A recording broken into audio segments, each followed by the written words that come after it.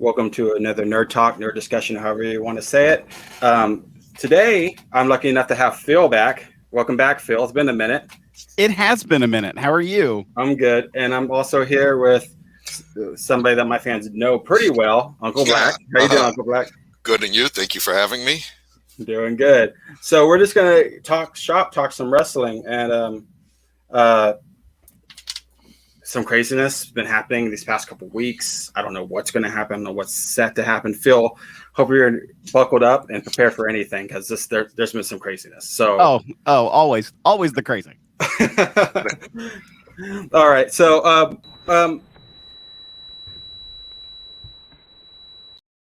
says what? Okay. You guys there? Yeah, I'm here. It's starting already. Okay. I don't know who's messing with our stream, but they need to get it together. So let's talk about Ernie's an old school wrestling guy. So let's take it back. Let's take it back to when we became wrestling fans. Let's talk about that. So what made you a fan? And I want to start with you, Phil, because you're more than a fan. You're a participant. So what made you want to get into wrestling? What made you want to be a pro wrestler? I mean, that was just it. I started as a fan, and I knew I wanted to get involved.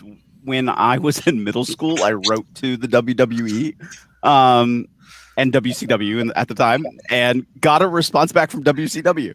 And so I learned in middle school about training schools, and so my brain started to go down that path of this is what I want to do. I want to be involved. Start working on that path. And so it always was in my brain to do.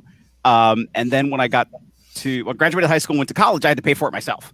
And so I was stuck between, well, if I'm going to pay for it and I have to pay for training school, let me go to college first, get that done. And then in my last year, a doctor misdiagnosed me and said I had a precancerous condition. Oh, no. And so I was like, well, it's now or never. And so I started training, and then found out I thank goodness, didn't have the condition the doctor misdiagnosed me as having. But by that point, I had already started training. But I was already working behind the scenes for different promotions too, because even though I couldn't afford to pay for training, I was like, well, I want to learn the business.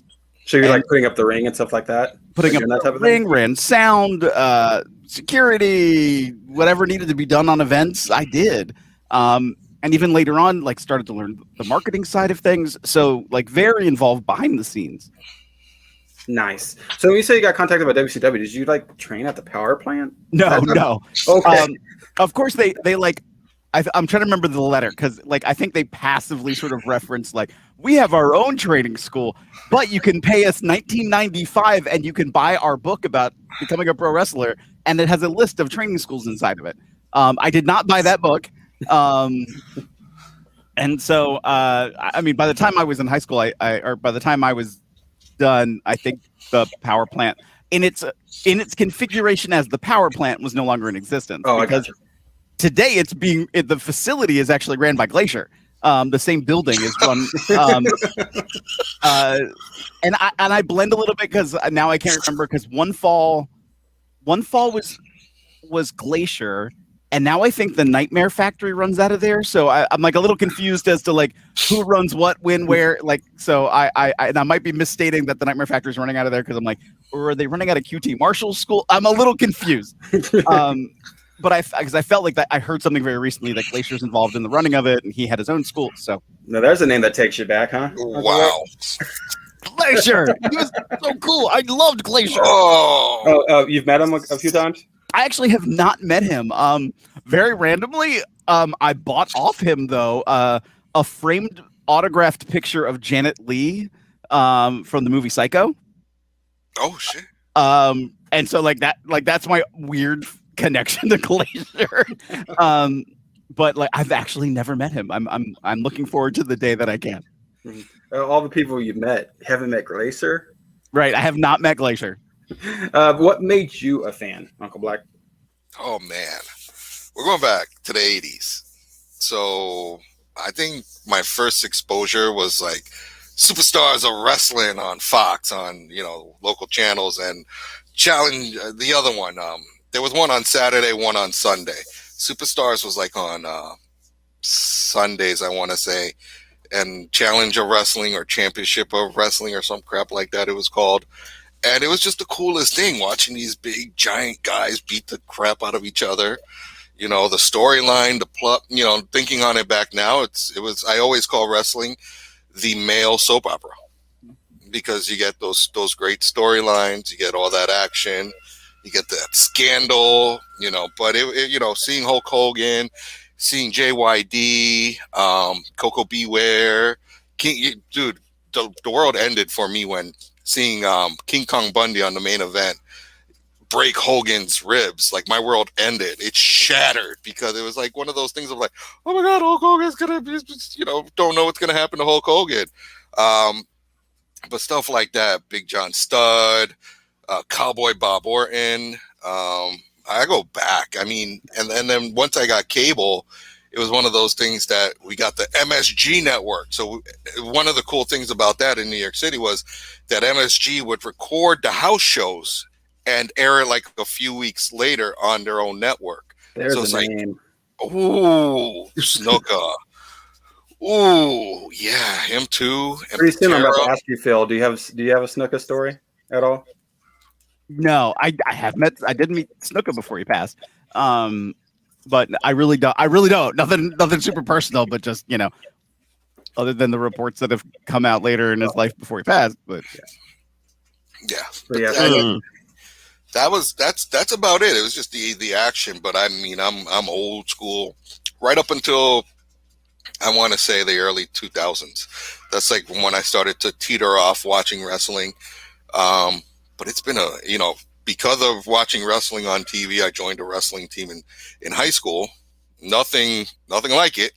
But I was like, oh crap, I could be a Steiner brother. Yep. Nice. So, Lady Mocha, when you say glow, are you talking about like the most recent TV series, or are we talking about actual like glow? I'm interested in that. I remember there was a local promotion when I was in high school that aired at like 1 a.m. on Saturdays, but it was inconsistent. It wasn't every Saturday, so like I would stay up until 1 a.m. just to see if it was actually on. I never actually saw the original Glow. No. Oh my God. No, I know of Glow because of the TV series, but like that's something I never actually got into. It was great because it was on Saturdays, like around 1 p.m. in the afternoon. So right after Saturday morning cartoons, it would come on in New York, WPIX, which is now the CW. And that was another little young boy's dream, is now watching women roll around and beat each other up in these scantily clad outfits. It was great. I mean, you know what? You can ask any young boy who grew up watching Glow, did you watch it for the wrestling or did you watch it for the women? And they're all going to say the women. I mean, Hollywood and Vine, holy shit. I mean, with the commercial for the new show and that one scene when it's like, so are you booking actresses to be wrestlers or wrestlers to be actresses?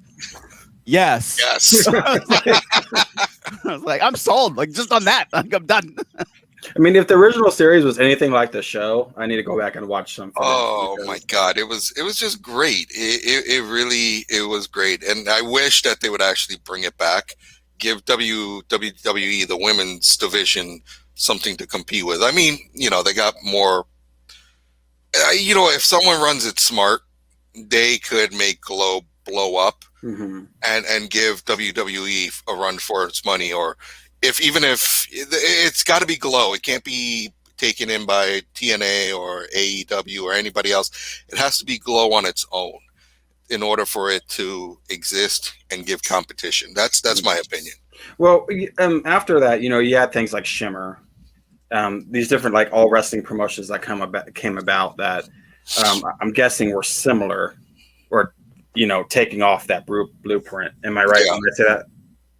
Like they're like Shimmer and promotions like that are very similar to what Glow did. I would say no. No, Glow is more about, we're going to push these women in your face have these cheesy storylines that we're going to call an audible if we need to. It wasn't as organized, and you could see that in the action watching it. And then, you know, watching the show afterwards, you kind of like things start going off in your head. Oh, this is why that happened. And you remember little things. I mean, it's not true. You know, it doesn't really match up 100%, but you kind of get an idea of what was going on and what they had to go through. Shimmer seems to be a little bit more organized than Glow. Glow is just, we're just going to throw you out content and you're going to love it. The show made me think that, Lady Mocha, that was very 80s, like very, very 80s. Like classic 80s. Classic 80s, pop that cassette, pop that VHS tape into the VCR. That's some legendary stuff.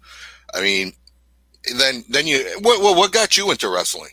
Me, the very first memory I have was, I grew up around it. My family did security for the local venue. So anytime wrestling would come to town, we would get in for pretty cheap, and I'd be able to get like pretty much ringside tickets. So I was just fascinated about that world from there. But the first memory I really have is Rock Austin. That whole feud. Yeah. And also I was a huge ECW guy as well. Huge ECW guy.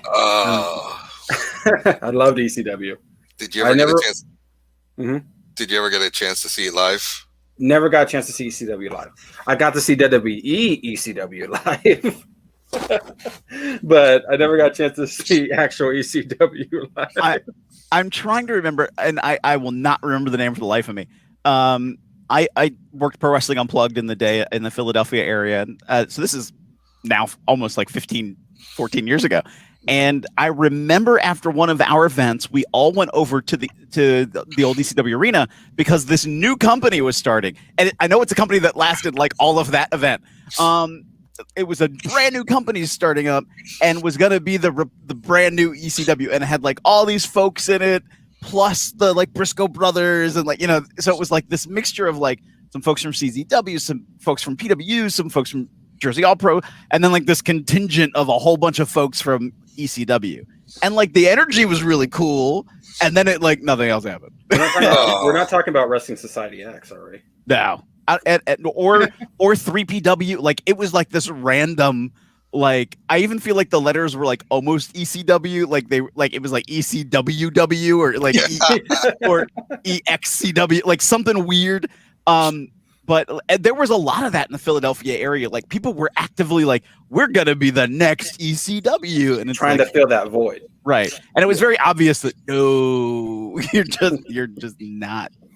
ECW had this magic about it, and I remember my cousin at the time told me, dude, you just gotta watch it at night. And I'm like, well, what is it? And we both loved watching wrestling, like Monday Night Wars. We'd be on the phone talking to each other while it's going on, or I'd be on WWF and he'd be on WCW. We'd be watching it at the same time, and anything would happen, we just flock to the other channel so we could see what's going on. That's how you maximize Monday Night Wars, is on the phone with a friend, watching it to really, really capture it. But he put me on about this new wrestling promotion. It's called ECW. He's like, it's ridiculous. He's like, it's nothing I've ever seen. And I start watching it, and it's flaming tables, thumbtacks, yeah, like, and then they mention the Lost Battalion Hall in Regal Park, Queens, and I'm like, we gotta go. It's literally, it's in my backyard. Or when they moved over to the Elks Lodge on Queens Boulevard, it's like, dude, we made 2 shows, and I can't remember, nice. but being there, the electricity of ECW is something that, and we went to a house show for WWF at Madison Square Garden as well, and it's just the electricity for ECW was just on a different level than it was for WWF. Like, we're talking about apples and oranges. And right. When WWF or WWE purchased ECW, I'm like, that's it. It's over. It's gonna be Watered whitewashed. down. Watered Yeah. down. Yeah. Watered down, and we're not going to get the same action because we all know that it's a bigger company, so they have more to lose. So they're going to water it down, and it was kind of like one of those things of it just really just hurt. It just hurt the whole wrestling brand, in my opinion, with them buying out so many. The two major competitors that they had. It just hurt wrestling, and that's really when I started to turn away because I'm like, Yeah. Right. And going to a Rip is saying here, I would agree. A lot of that was what the networks would allow on, and also I'm really jealous. You've gotten to attend all those events, man. They sound like they're awesome. My main ECW story, like I said, is once the WWE had it, but I had a 5-minute conversation with a drunken Sandman once. Oh my God. So I went to when WWF had they were treating ECW as a brand. Mm-hmm. So I was at one of those shows because they would do, I think it went SmackDown, then ECW, or ECW, then SmackDown. But basically they filmed them both in the same taping. And I used ECW to really go to the restroom because I didn't really understand it. We get it at the time, the WWE part. So I was going to the restroom. I came back and Sandman was getting ready to make his entrance and going through the gate that where my row was. Yeah. The thing when I had to go through, and so I do a double take, and he gives me a "What's up, kid" type of thing, and so we just talk for 5 minutes, and he's like, "Well, you probably need to go take your seat because you're probably gonna have to wait a while if you don't go take a seat," because he's how long his entrance takes and what all he does going down the stairs. Oh my God! So, yes. So I got out of the stairs, I take a seat, and I turn over to my mom's boyfriend at the time who took me, and I was like, and my brother, I'm like, in about 1 minute, we're gonna have the Sandman walk down. They're like, I'm like, yeah, it's happening. And then his music hits, and they're like, did you talk to him? I'm like, yep. Hardcore Hack? Or was it Hardcore Hack or Hardcore Charlie? It was Hardcore Hack, right? When he was in WCW? I think that's right. Yeah, Hardcore Hack. Was that right? Yeah. I think, correct me if I'm wrong, that's somebody you have worked with, right, Phil? Or no? Oh, yes. Yeah. Oh, yeah. Several times. All right. What's a good story? Well, I remember I remember doing a battle royal. We were just outside of Philadelphia, and the promoter was like, "Oh, here's when everybody's coming in." And at one point, after he talks to everybody else, he comes over to me and goes, "Okay, Phil, when he comes in, you need to get out." I was like, "What are you talking about?" He's like, "He is coming in," because it's one of those battle royals where there's a mix of different people, and then you have the core of trainees. And he's like, when he comes in, he's been told that the only people who are going to be in the ring at that time are the trainees, and he's going to beat the living tar out of them with the kendo stick. You need to get the hell out of there. And so, literally, I was already as I'm in the match, I'm hanging upside down on the ropes, fighting off somebody, and then it's like, is that Sandman's music? Okay, this is the time to go. and it did. Worked with him a number of times, especially at PWU. I never had a problem. I've had really good luck with a lot of people. Some other people have not had great experiences with certain talent. For the most part, I've been really fortunate with a lot of the people I've worked with, and Sandman was one of them. It was always cool to work with. Is he always drunk? Now and again, but not as frequently as people I think have in their mind that, oh wow, he was just walking down. No, he was. The times I saw him and interacted with him, he was not that bad. Good to know. Sweet. He was slurring his words when I talked to him. Fair. But then again, maybe the WWE does that to you. I don't know. and I don't know what he does right now. But he used to own a bar, and I'm like, that's So Sandman. right. That's right on brand. That's so right on brand. If that bar still existed, we'd definitely try to hit that up. Maybe. I hear you. I hear Shoney's retiring in Georgia. If you don't know, I watch a podcast. I listen to a podcast called Something to Wrestle with Bruce Pritchard, and they're always harping on I think Scott Steiner and his Shoney's down in Georgia. Oh right. That's great. That is great. My random Scott Steiner stories too. Oh my god, that's great. We need to hear. What do you got? So, all right. I will say, like, you kind of get like one of three Scott Steiners. You either get the guy who is like the greatest person alive, and to highlight this, a friend of mine, there is a company in primarily Western Canada. I want to say they're called CWE, and they book like a series of small towns in Western Canada at a time, and they like for 2-week blocks, and they'll legit like do this tour. And a friend of mine drove Scott Steiner in his own personal vehicle through this tour.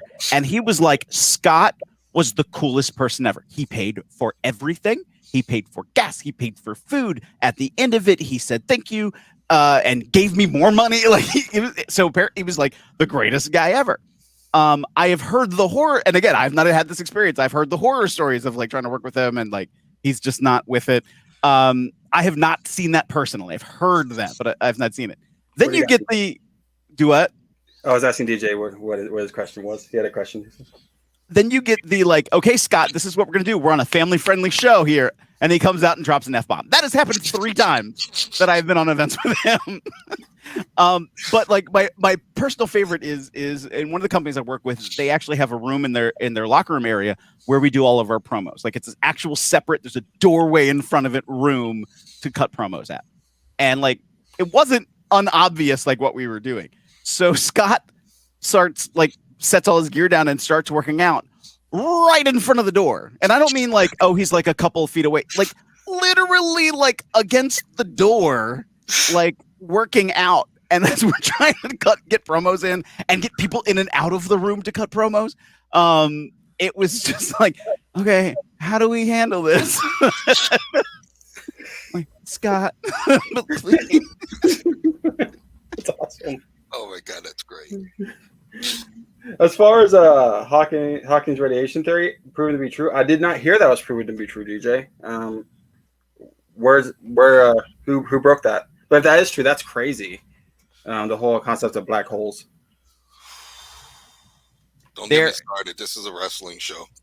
I actually know that there is and I don't know if this is what this person's talking about when they say proof, but there is a theory as to why some of the objects that appear in the outer solar system aren't on the same elliptical orbital path as other objects in the solar system. And they actually think it's because there's, I don't want to say micro, that I think that's the wrong word, but that there's these really super tiny black holes that exist near one side of our solar system. But of course they can't be too large because everything would be sucked in. So it's like they're like super tiny, just enough to like augment the orbit, if that's what they're talking about. I don't know.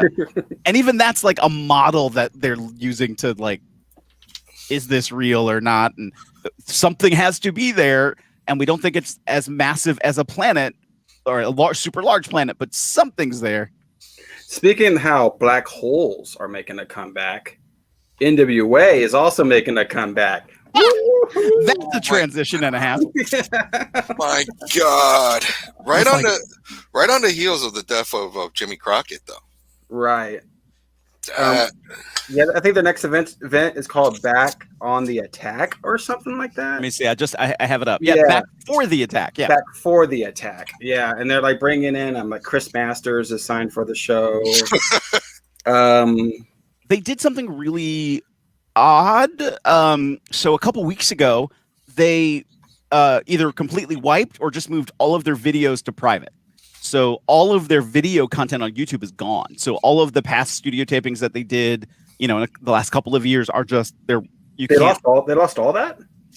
Like I said, they either deleted it or just moved them all to private. But they're gone. So when you go to the YouTube page, I think there's only stuff that might be connected to this upcoming pay-per-view, but I believe everything now is gone. I'm like quickly running over there as fast as my fingers can type. But yeah, Chris. Yeah, Masters, the only thing is the We're Back video from a week ago. Yeah, Chris Masters is signed for the event. Tyrus, formerly known as Brodus Clay. Yeah, a couple other names, but yeah, they're coming back. They're on their way back. Wow. Is Chris Masters coming back as Chris Adonis? Yes. So, if he, you know how they run with, I'm the son or daughter of whatever. Is he coming back as like son or grandson of Adrian Adonis? I don't think so. And I'm kind of, I guess, kind of weird decision to bring him back as Chris Adonis because you have somebody else having that Adonis name too on the roster. Oh, really? I think Adonis is just, Adonis, Greek god. Okay, okay. I think that's all they're linking to. I'm trying to scan through their commercial right now just to see who I see. Of course, Eli Drake and Thunder Rosa. I see Melina, Trevor Murdoch. Oh gosh, I'm gonna feel really bad. Tim Storm. A couple other people who I don't recognize. That's so bad. I'm like, I saw they showed somebody walking to the ring from behind, and I'm like, I don't know who she is. I'm sorry.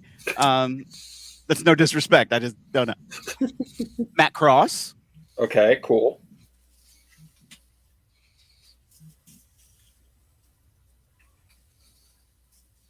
Pope. Elijah Burke. Yeah. Yeah. A masked guy with a question mark on his head, and he's kind of built like the Mrs. Dad. I'm sorry if anybody else who knows who that is, and I totally disrespected somebody, but it kind of looks like Mrs. Dad under a mask. We said mask at first. I was like, oh, Jigsaw. No, you see, he said mask, and I'm thinking, like the big machine and the little machine and the super machine. Or the Dick twins, Dick Johnson? They were skin colored things, and they have the manager, and he had a paddle or something like that. You know what I'm talking about? No idea. Okay, never mind. I know the Killer Bees. Maybe that's who I'm thinking of. I don't know. Going on to the other stuff happening in wrestling. There's a unification match happening with in Impact Wrestling. They're combining the TNA Wrestling title with the Impact Wrestling title. Is that legit? I wasn't sure if that was legit. I thought a fan post. That's real? That's real. Yeah. Okay, that's good. You're getting Moose, who's the TNA champion, versus Rich Swann, who's the Impact Wrestling champion. And the winner of that match is going to go on to face the current AEW champion, Kenny Omega, in a title versus title match. What? Yeah. So TNA was brought out by Impact, right? Bought out by Anthem, who renamed it Impact. Yes. Right. They were already Impact before, so yeah, now they just. Okay, so they did what WWE, they just split into brands, basically, and now reunifying is what I'm making of it. So for the belt itself, what ended up happening was Sami Callihan was the Impact heavyweight, Impact World Champion, and Tessa Blanchard beats him for the title. Tessa Blanchard, after she wins the title, never defends it against anyone. True. So Moose declares himself the TNA heavyweight champion, and then he's the real champion on their program. And so then it kind of came to head. Well, now both titles are back on the scene. Who's the real champion? Moose has kind of been separate from the main title picture, the Impact heavy. I flip which one is world and heavyweight. It is the Impact World title and the TNA heavyweight title. So they were rotating, keeping him away. They was in his sort of own separate storyline, and now they're kind of merging. This could be it. It's for everything. Rich Swann versus Moose. But what's more intriguing about that is the part that made you go, "What?" It's the fact that the winner of that match is going on to face the AEW World Champion Kenny Omega. Now they are using the language title versus title, where in this match with Rich Swann and Moose in Impact, they're using unification. So the jury's still out as if the match against the AEW World Champion is also unification. There's been rumors that the owner of AEW, Tony Khan, is buying Impact. There's been rumors there. So possibly, who knows? That's going to be interesting, though, to see how that match ends up. Does Kenny Omega win, and does he take the Impact title to AEW, and at that point there's no Impact? Oh, just AEW? Right. I don't know. I mean, in that one respect, there's some of that whole aspect that it's like, all right, I'm gonna slap myself in the face because I get on other people's case when they're like, "How dare you say something against the national brand that you want to work for?" Let's be real. Of the wrestling events that have happened over the last year between Impact, WWE, and AEW, Impact has been the best wrestling product since the start of 2020. It has been. WWE, of course, mainstream. They are the standard bearer for professional wrestling around the world, and they have a production spectacle that cannot be beat. Like that just is what it is. The fact that they've been able to figure out how they can work in a crowd through digital solutions and audio, that's been awesome. AEW has a buzz about them because it's this new thing in wrestling and people want to pay a lot of attention to it. They're basically WCW again. Yes, and that's good and bad. Like I remember when they were coming back, it was like watching their video production. I literally said out loud, like, this feels like 2000 WCW. Like it's right on that same vein. I mean, they're on TNT for God's sake. Oh, that's right. Yeah. But then when you start watching the product, there's times I'm like, some of these folks maybe aren't ready for television, and I hate to say that because some of them I really know. But when I watch, so I'm like, okay, I'm watching Impact has the best wrestling. I'm watching AEW, and there's this buzz and this energy and this spectacle, and of course there's WWE. So it's like, well, what if there's a formal relationship between AEW and Impact? This is a what if statement. And what if they use Impact as the platform? You know what? Some of our folks need to shore up what they're doing, put them on Impact, and that's not to slight Impact's ability, but if Impact can raise up some of their talent to meet that audience and then go back over to the main roster of AEW, like, that's not a bad gig. I actually think that could benefit a lot of people in many, many ways. That's probably, but my brain is like, that's just not what they're going to do. Like, I hate to say it, but like in the day, like when WrestleMania first became a thing and the other major promotions around the country tried to, what did they call it? Super Clash, whatever WCW? It was like, well, actually NWA, AWA, there was a couple others that my brain is like totally forgetting about, maybe World Class at the time, tried to come together in the early 80s and were like, Starcade. I don't know if it was Starcade. I don't think it was Starcade. But whatever they were going to call it, I remember seeing like a sort of behind the scenes vignette about it. They were like, it just was so many egos and so many like, this is my company and my company is going to do it this way. Your company can do whatever you. And so like, there's always that thing when cross promotions sometimes happen that it's like, hey, we have to be protected here. Hey, we have to do a thing a certain way. And even in the beginning of AEW, everything that happened with, I want to call him Neville, and I know that with Pac, and the whole being the, he was the New Japan was he the U.S. champion at the time? And it was like, well, he can't lose at a time when he's that champion, and New Japan is the number 2 promotion in the world. So it's sort of like, how do you ease all of these feelings and make it work together? And maybe the answer is, well, I'll just buy them. And that might solve a lot of problems. I don't know. I'll be honest. I don't know if that's really in the air, but I see a way that it could benefit a lot of people if that is what happens. Even if it's not a buyout, it is shaping up to seem that they're just this. It's probably a long-lasting relationship. Like I could see, like if they're going as far to like put their champion against Kenny Omega, and AEW and Impact is allowing this, to me that screams, if not a buyout, then we're working hand in hand. Like this is And they've not shied away from that. They're really out there like, we're working together here. I didn't see this week's, but last week's message from AEW, the bought time from AEW on Impact was very different than the ones before, when it was like, we're here to work together. Like, it's us against them. So like, all of us who are working together, international companies versus the WWE, it's us against them. Was a good statement. At the same time, there was a couple of people in that individual vignette that were from who initially got their start or had previously worked at Impact, and it was like, I see what you're doing. Like there was still like a little bit of a dig at Impact, of course, saying that they're on what are they on public broadcast? Like, well, correct me if I'm wrong, Rip, but it sounds like you disagree and that you think Impact has been terrible. Which that's an interesting thought. I think it has been one of the on any given week the better wrestling show. Like, Doug, and just to be clear, Doug, do you think Impact has been terrible or AEW has been terrible? And I want to be clear, when you deal with a television product, there is a huge production element, like how it visually looks. Oh, Impact. Okay, Impact has been good. There's a way it visually looks. There's the energy around it. Then there is the actual wrestling that happens. And so the in-ring product for me at Impact is up.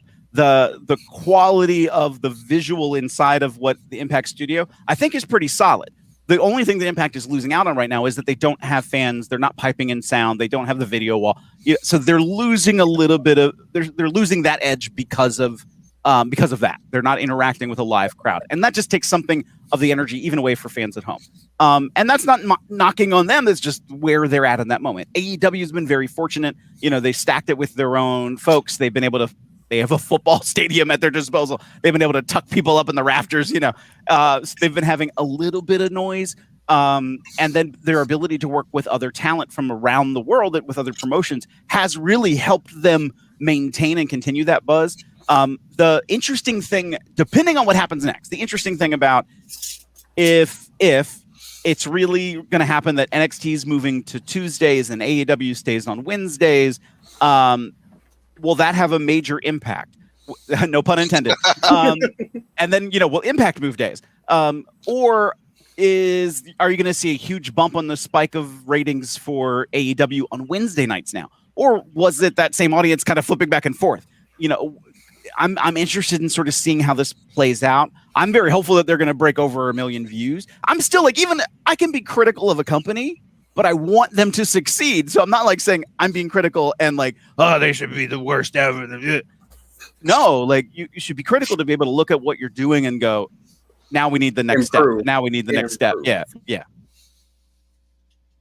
Like, apparently, according to Doug, like most of the WWE's talent roster needs to improve on their promos, which I would agree. They're definitely not actors. Maybe get Freddie Prinze Jr. back in there. Maybe that would help.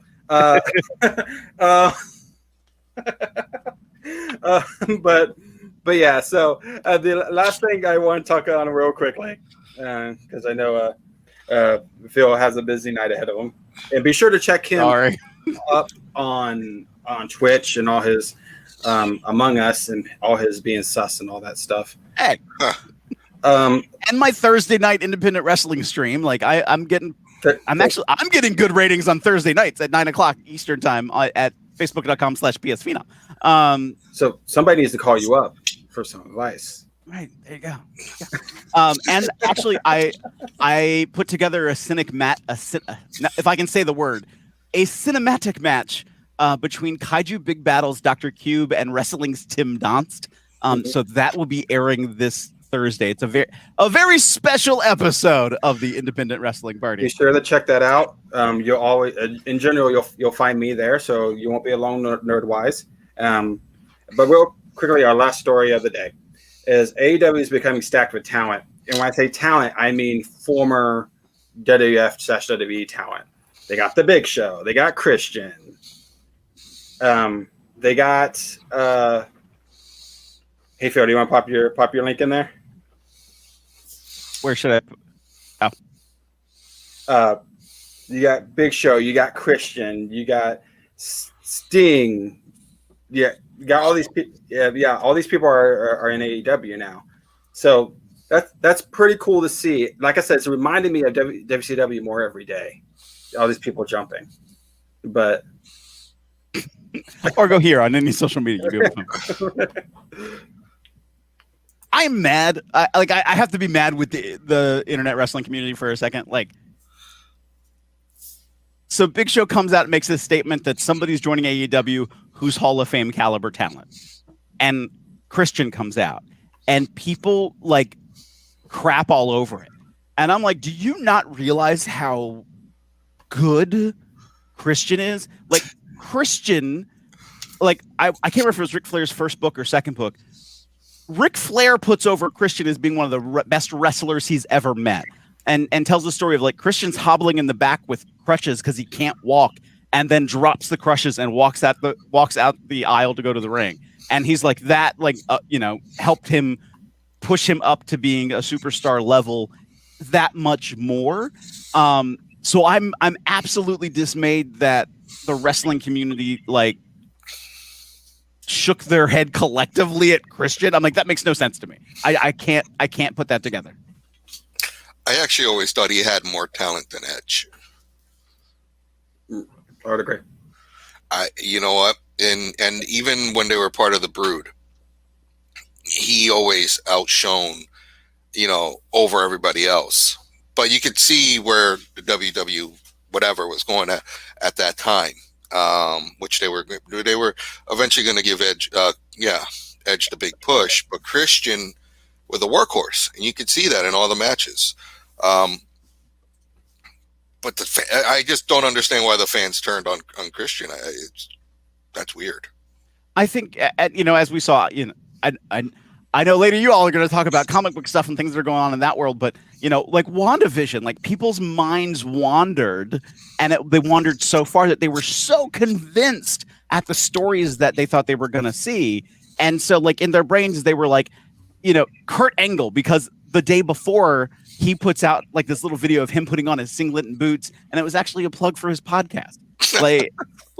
And so they were a lot of people were rattling off different names. So I think they set themselves up for this disappointment because they thought it was going to be these other people. And then when other people who were their favorites didn't appear, it's Christian. And like, so by comparison in their own brain, they were like, oh, I lost because you didn't do what I wanted you to do. It's like, sorry? Like to think about, and it took me a moment to kind of have to think about it in this respect too. Like WandaVision, everybody thought here's, this different big bad's going to show up. These different things are going to happen at the last 5 minutes. Doctor Strange is going to show up. Oh, sorry. Spoiler. That Doctor Strange is going to show up and like save Wanda. And it's like, wouldn't that be so demeaning to the whole character arc they built through 8 episodes of television to go in the last 5 minutes? Here comes Mr. Man to come save the woman. And when I heard that narrative in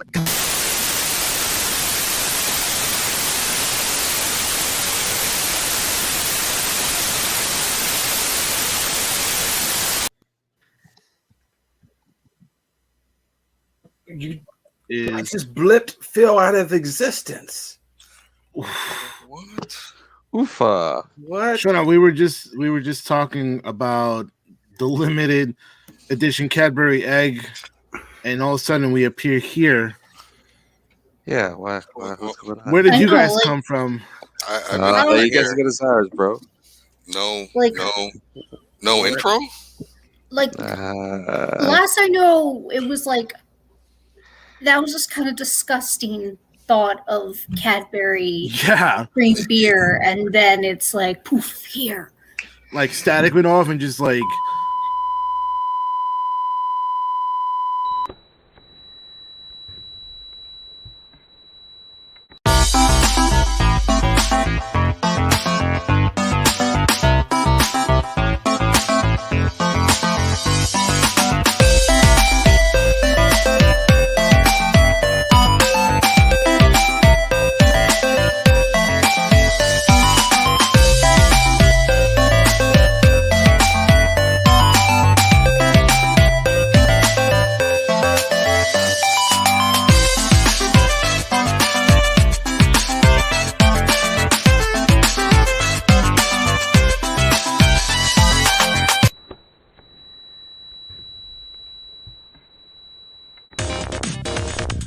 You're listening to the Nerd News Happy Hour with AJ and Jay. All the latest news in nerd and pop culture with in-depth discussions. And plenty of beer.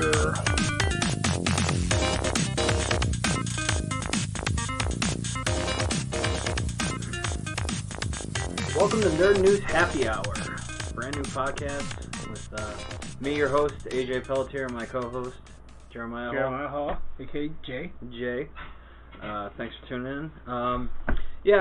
This podcast is basically just, I don't know, it literally came up about like 6 hours ago. Yeah. Because of the news that happened this week, the big news that happened this week. Yeah, which we're going to get to later, but yeah, we are going to talk about the whole Spider-Man shake-up with the MCU and Sony and everything that's going on with that. But yeah, literally like 6 hours ago we got, it was your idea to start this podcast, well, not even so much start the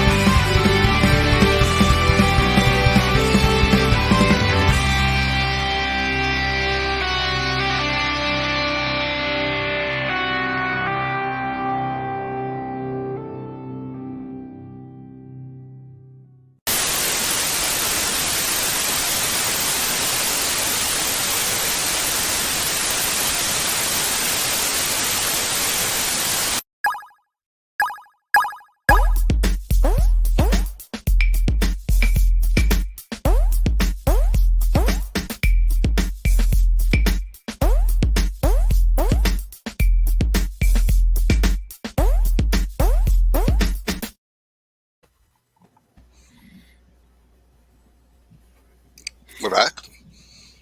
I guess we are. Whoa. What? That was First of all, I'm going to make a shirt that says, "You bastards, you killed Phil." Later, I'm gonna have to check on him because he's not answering my text. I hope he's okay. I know. Yeah. He didn't get lost in the boom tube or something. Didn't mean for him to get Who's cut off Phil? like that. But hey, yeah, who's Phil? Who the heck is Phil? Who is Phil the Future? Oh, true. Having the foggiest what you're talking about. Yeah, speaking of future, right? Because I don't know who the hell Phil is, but in new comics, since we're gonna just jump right into it, I don't know what's going on. But ladies and gentlemen, we're Nerd News Happy Hour along with Entertainment Nerd, and tonight we have some awesome news for you guys. I'm Kalo with the lovely Shauna, Long, Uncle Adrian, Black. and Uncle Black. The Astoria crew is in the house. Yeah, the Astoria crew. Yo, can we rock that crew name? It's finna get lit. Oh God, here we go. That's for Too late. Astoria finna crew. Yeah. So wild night as it is already. Somehow we ended up here. I know, right? Like, again, we were on our channel just doing our shit. Yep. And then boom. Just like Thanos, we appeared. And the future of mankind is revealed. Or disappeared, depends. Yeah, right. So, hey, June. the manager's online. Sorry. Who? What? Oh, hey. What up, manager? Yeah, she said Phil of the Future with her jam. See? Word. Someone else knows what I'm talking about. It's back when, what was it? Disney Channel? Back when the Disney Channel had some freaking tween TV shows that were just like freaking, yeah. Phineas Now you know. No, not Phineas and Ferb. Oh, sorry. It was the platypus. It was all the platypus. But this was something else. But anyway, the big thing, though, is June getting a big reveal for Planet-Size X-Men #1. It's going to be a pretty in-depth storyline from the Hellfire Club. Hold on. Wow. That's right. Got this one. It's Hellfire Trading Company invites readers everywhere to the inaugural Hellfire Gala to announce the first team of. Yeah, no, I'm too drunk to pronounce that name. Y'all are gonna have to read it. Krakoa. Yeah, that's it. Croatoa. X-Men to the world and reveal the startling plans that mutant kind has in store for the Marvel Universe. So that was the first snippet of the article. Definitely, you should check it out because June is it's going to be big. And when they say it's a planet-sized X-Men, it's a planet-sized X-Men. Shit's going to be big. It's going to be massive, and it's looking to be like a really, really kind of a kick in the pants for X-Men. Since Marvel's kind of been on fire with the Avengers, it's about time the X-Men kind of did something a little bit different. Right, and put them in the spotlight, so to speak. Exactly. Well, I don't want to say put them in the spotlight because they've always been in the spotlight, but all of their movies have just been rehashing of the same story. There's nothing really new. There's no, big meat and potatoes. Again, right. All of the mutants that they have to pull from, they just kind of relied on Wolverine for the longest time. So now, yes, by different, I mean good and accurate. So exactly. So I think that with this book coming out and this storyline, this could potentially be some really great content for potential movies down the line, which again, super excited for. Yeah, hopefully, so check it out. June. So this is an X-Men that is the size of a planet. Right, I know where you're going. Yep. Been there, done that. Ego. Mogo. Mogo. Green Lantern. Who the planet? Yeah. Maybe they just wanted to take a book out of a page out of Green Lantern. Maybe that's all. But Mogo's not used. So Mogo's not used as often or as good as he should. He's just there, giant planet. So I mean, if Marvel could take the same, we're going to make a planet that's some X-Men and figure out how to use it. Yeah, that might be worth it. Otherwise, if you're just giving us an X-Men with a big a planet with the X across it, then Yeah. Wash, Yeah. rinse, But, and Right. so if they bring, so again, that whole, come on, you have the potential to lead into other things. So you just said, logo, Green Lantern. So this could be a potential, this could be a potential Avengers type thing where you just break up into whole new avenues, and now you can just kind of start branching off into new worlds, new characters, new series. Just come on. The cow is there. Grab it by the udders and milk that baby for all it's worth. Come on. Damn right. Chop, Yeah. chop. You got Yes. the steak now. Disney, You we got, know how you are. you Yeah. got the steak now. It just needs to sizzle, baby. Like, Oh. That's it. do There you it. go. Exactly. Good one. Good one. Yeah. So it's going to be a double-sized one-shot. It's by writer. That's what he I said. bet it is. Yeah. What's By the writer retail? Like $10? Gary less? Dugan. Oh, I don't know. And artist Pepe Larraz, House of X. So the art's gonna definitely be in there too. Art's going to be on point. And especially, like, anytime you have, like, the double-size books, they're just awesome. Yep. Why, yes, Potato Guzzler. That is one huge Hey, Potato glass Guzzler. of wine I'm drinking. Potato Guzzler, huh? Potato Guzzler. Guzzler, Potato Guzzler. Actually, it kind of seems fitting that Potato Guzzler, because that makes me think vodka. But Vodka. Right. Yeah. You see where I'm going. 1005. Oh. Okay. Likes. Okay, we see you. Interesting. Dropping those nerd bombs. Boom. I'm telling you. And I kind of think it's very fitting for that. We saw some of that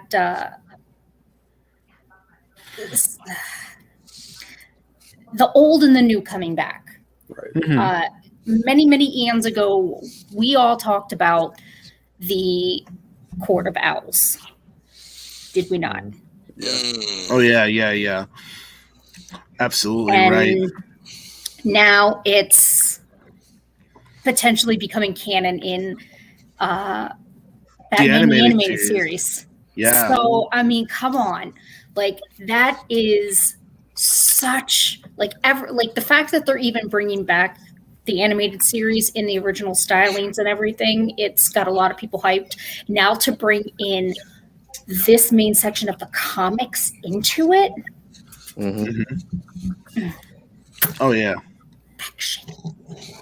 And Court of Owls was successful, so it was a huge arc, and it did very well. It was very popular. It's so refreshing because I will be the first one to admit that I didn't really know a whole lot about the Batman, the arcs and everything, and the storyline, plot lines, and timelines of Batman.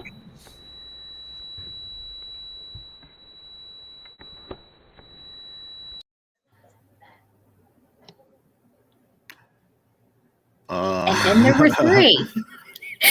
That is so weird. Other than what I saw on Batman animated series. Yeah. So when I was very much like, no, they're not supposed to be together because they don't come up and they were like, no, that in the comics. So the animated series wasn't necessarily strictly canon with the comics themselves, as seen with the Birds of Prey. It was similar, but not toe-to-toe canon. And now that you've got this legitimate Court of Owls was canon in the comics, now it's going to be canon in the animated series, really kind of solidifies the fact that they're now seeing that they're together. Oh yeah. That they're linked, that they share, they share plots and they share timelines. So it actually is pretty exciting to see. I'm looking forward to see where they go with this and what else they're potentially going to do. Are they going to potentially have like a New 52? That's true. Reboot with the animated series kind of thing. Ooh, I do. What I is have this? that too. The Spawn Batman crossover years ago. I have that too. That's the. I mean, I have read other. I have that book. It's somewhere in storage. Well, you better bring that bad boy out because I would like to see that. You've never read it? No, I didn't. I bought it on day one. I bought it on day one, and it's sold out in a matter of days. I still have my copy. All right, so then I can kind of see then why you kind of have that stashed away because that's probably. It was a really good crossover. It's given to me. So. Dude. Oh, nice. Rest in peace, first person shooter Doug. That was a damn good gift you've received. Whoever gave it to you had nothing but love for you. And if it was an ex, you got the they fucked up. Yeah, you got the good. You definitely got made out on that one. I had a lot of comics, so I was a huge McFarlane fan after he left, Marvel and formed Image Comics. So I have a buttload of Spawn comics that someone's supposed to pick up. Not you guys, but E. Well, someone might be coming to visit us, so maybe someone can stash them in there. Who could that be? Oh, that'd be me. With my bow. I got you. And I will never. And the red bean mooncake, no salted egg. Whoa! I got you, Shauna. Dude, I put in an order, motherfucker. I know. You put in an order, and I'm going to fulfill that order in under 2 weeks. Oh. Don't worry, I will be making him some cupcakes. Kalo, I gotta get you something, but I don't know what I already got. I like pho, Ernie's and Olga's late Christmas gifts. I think it might be something peanut butter for the cupcakes. Ooh. Peanut butter is always good. Mm-hmm. I don't know. Peanut butter and chocolate. I'm trying to, decipher what G likes and dislikes, and it's kind of difficult. Excellent. Let's keep it that way. G likes Dragon Ball Z. Yeah, I know. I know. I was a hardcore DBZ follower back in the day. So, thanks, Rip FPS. Same Australia. I do bring the cool stuff. Yes, that's 100%. I remember Dragon Ball Z and Sailor Moon were like my very first. Well, Sailor Moon, Dragon Ball Z, and Tenchi Muyo and Love were like my first core animes that I seen. Oh crap! And Ranma 1.5 or Ranma half. Oh, guys, hold on. We got a spammer online. Wait, what?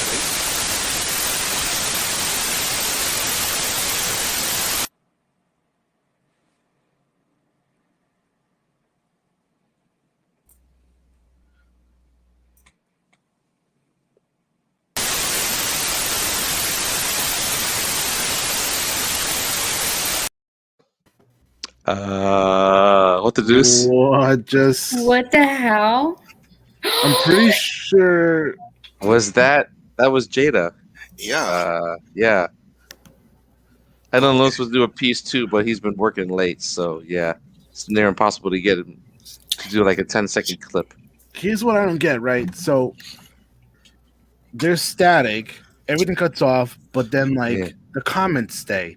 It's like somebody fucking from somebody's fucking us from behind. Yeah, we got hacked. We're gonna hack your YouTube, save that for after dark. Okay, so there's someone who looks like they're from Russia. Russia. Yeah, is this Russia? Do we really have someone from Russia like watching our shit? That's like legit badass. Hello, I am. Oh, good. They got blocked. It was a bot. Wait, good. Oh, it was a bot. Karen, it was a bot. Oh, dang. Damn it! I wanted to bust a bot's butt. Well, I thought it was pretty.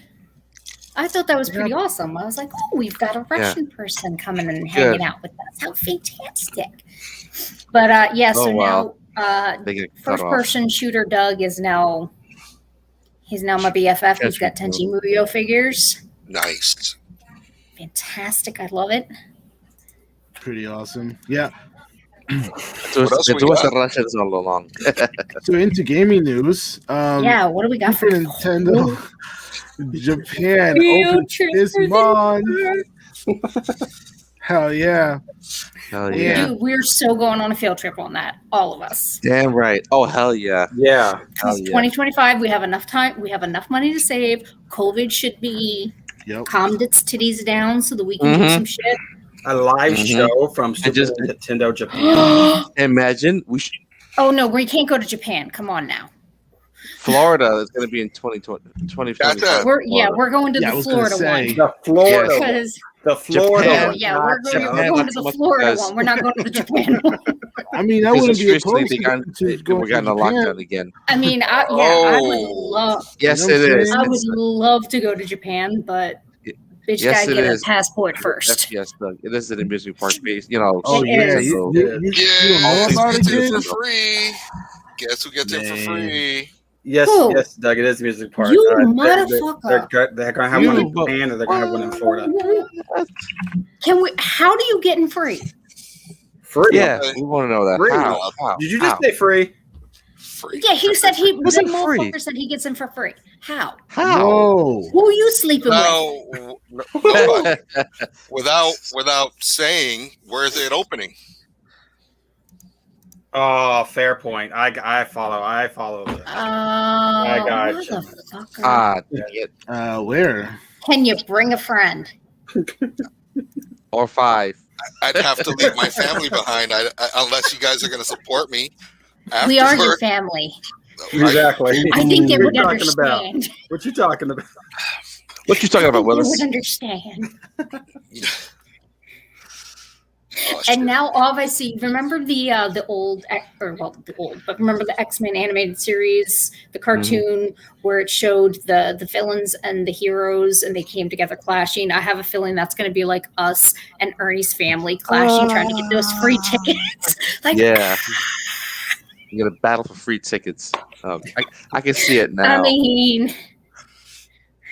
There it is. There it is. My gosh! I so want to go. They say there's so many cool things. There's a lot of interactive stuff. Did you see the video before it opened? I saw there was a video of a guy who went there and he kind of like live streamed the whole thing. And he's like, everything is interactive. You can get like wristbands and you can collect things and unlock things with your wristbands by interacting with things. Wow. And I'm excited because since it's not per se, since it's not owned by Disney, I can cosplay. There you go. Nice. Because Disney is very much against like adults cosplaying unless it's Halloween. Really? So yeah. Are you talking about like a Boet takeover Mario World? Yeah, Boet is freaking going to Mario World. There you go. Bet. Nice. Boet is gonna haunt Mario World. Like Caleb mentioned in a previous episode. Yes, not meant yet. It does look no. It does look small. From area. Yeah, from what I understand, it's not massive. Like there's the rides that they have are more like just kind of nonchalant things, kind of more like virtual. Right, and, like the Mario Kart one. Like, right, exactly. From the aerial view, it looks like you definitely could cover that in a day. God, easy. Yeah. But I think honestly, it's more the experience than anything else. And again, because if you haven't known by now, you suck. I love food. And from what I understand, the food is so good and so adorable. They have like a little pizza served that looks like a little mushroom. I know, it's cool. Yeah. It's like a deep dish upside down pizza. And I'm here for it. Like, the U.S. version, the American version is called Toad's Cafe, but I forgot what Toad's name is in Japan. Yes. Wow. Bowser's Lair looks cool. It does. Oh yeah. Or I'm gonna be living in Japan. Bowser's known as King Koopa. Remember that because the Japanese use right. They use the Japanese names. So there you go. Yeah.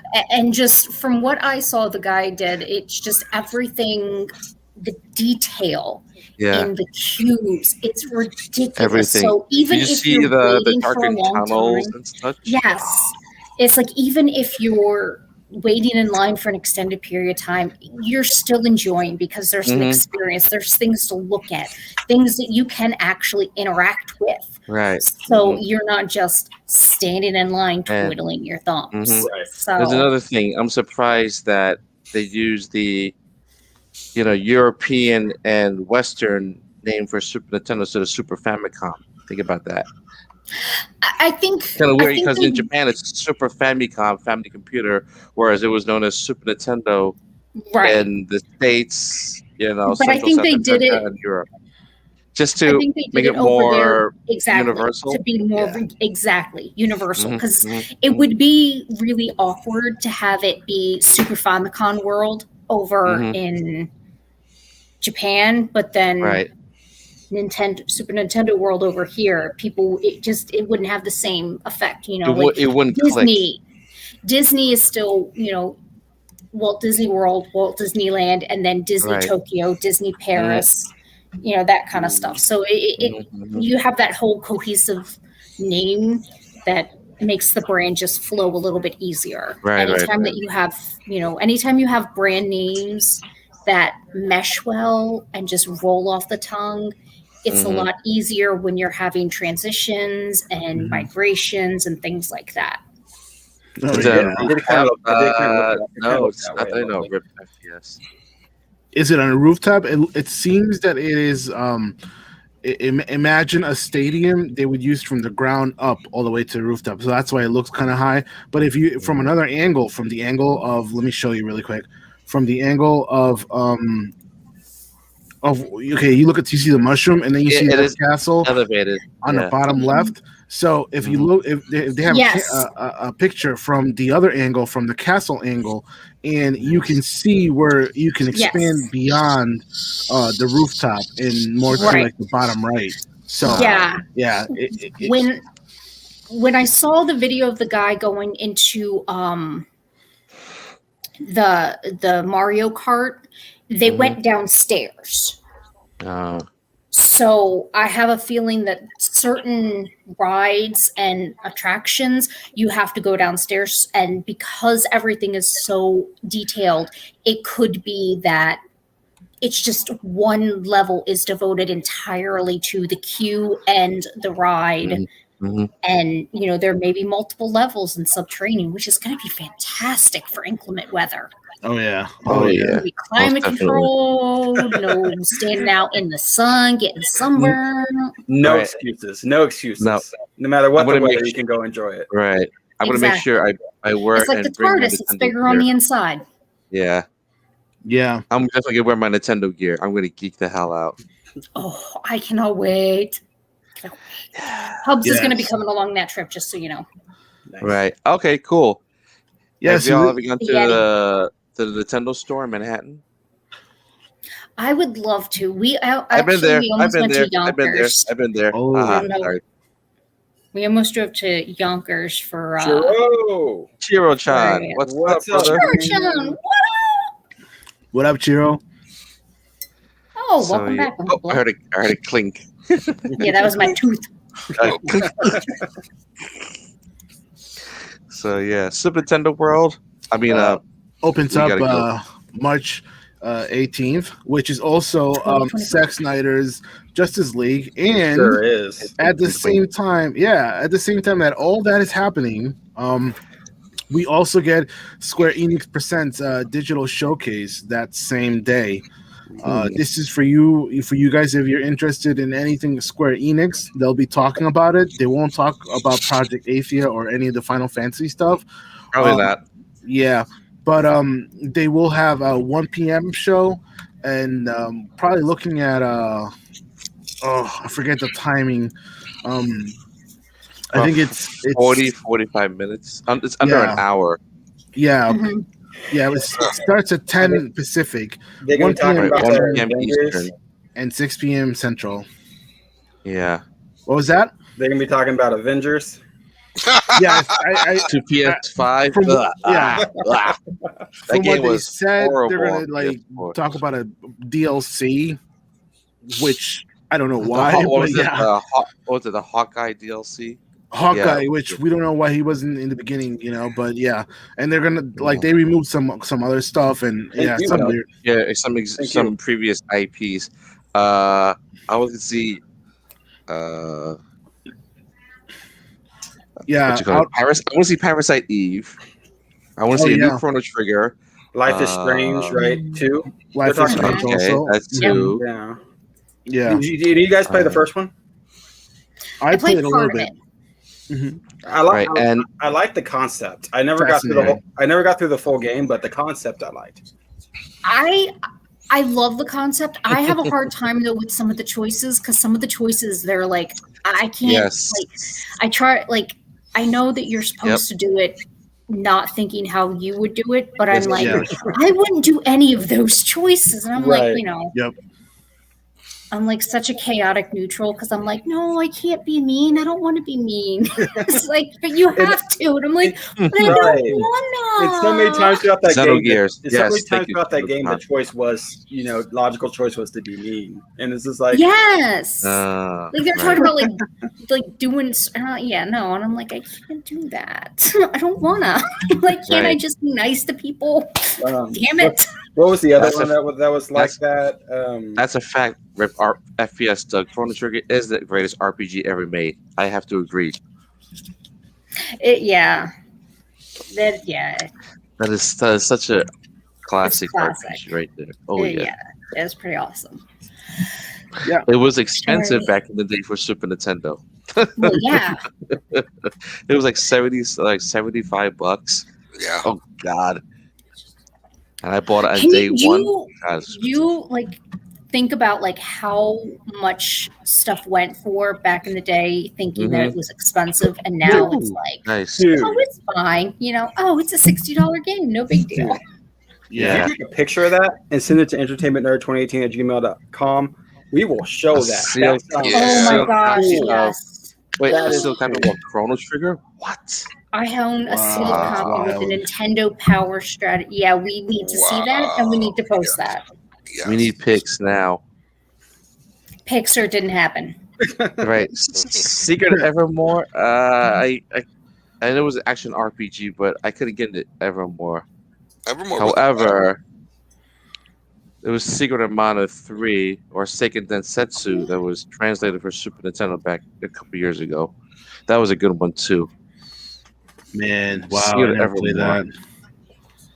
You never play Secret of Evermore, or you could play Seiken Densetsu 3. That's basically. Oh, he said, "Give me a few minutes." Oh shit! Done. Oh snap! Word up! We gotta see a picture of that. Oh, Saga Frontier.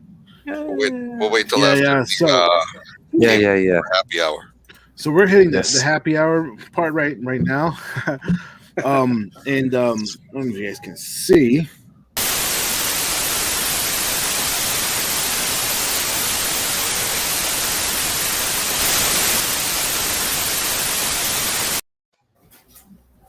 What the hizzle? What was? What the deuce?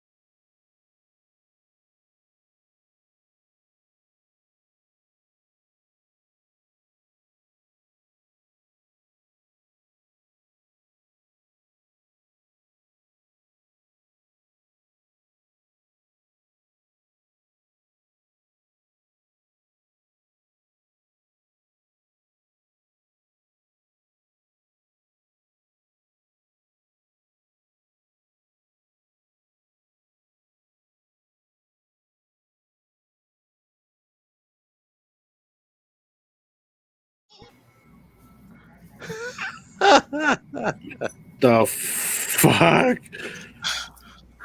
All I right, was over here Um. trying to like. Okay, so is Bouette around? Where'd she go? I don't. I saw her, but then I think something about her crown, and then she ran off. Oh, That was like the wildest shit. I'm over here talking to myself, like, yeah, so look at this logical beer and everything, and all of a sudden everything. And I'm like, no, guys. sorry. If you can hear my mother in the background, she's talking to her sister, and they hear cock-a-doodle-doo in the back. I hear roosters. Wow. Roosters. That's wild. What are you doing? Yeah, it's 10:30 right now in Vietnam, so in the morning. So there's roosters all over the place. That's the country for you. So yeah. Yeah, I grew up in part of the country. I love that shit, man. So Look, man, would you say they're rocking out with their cocks out? Oh, maybe. Because all the roosters are out. God damn it.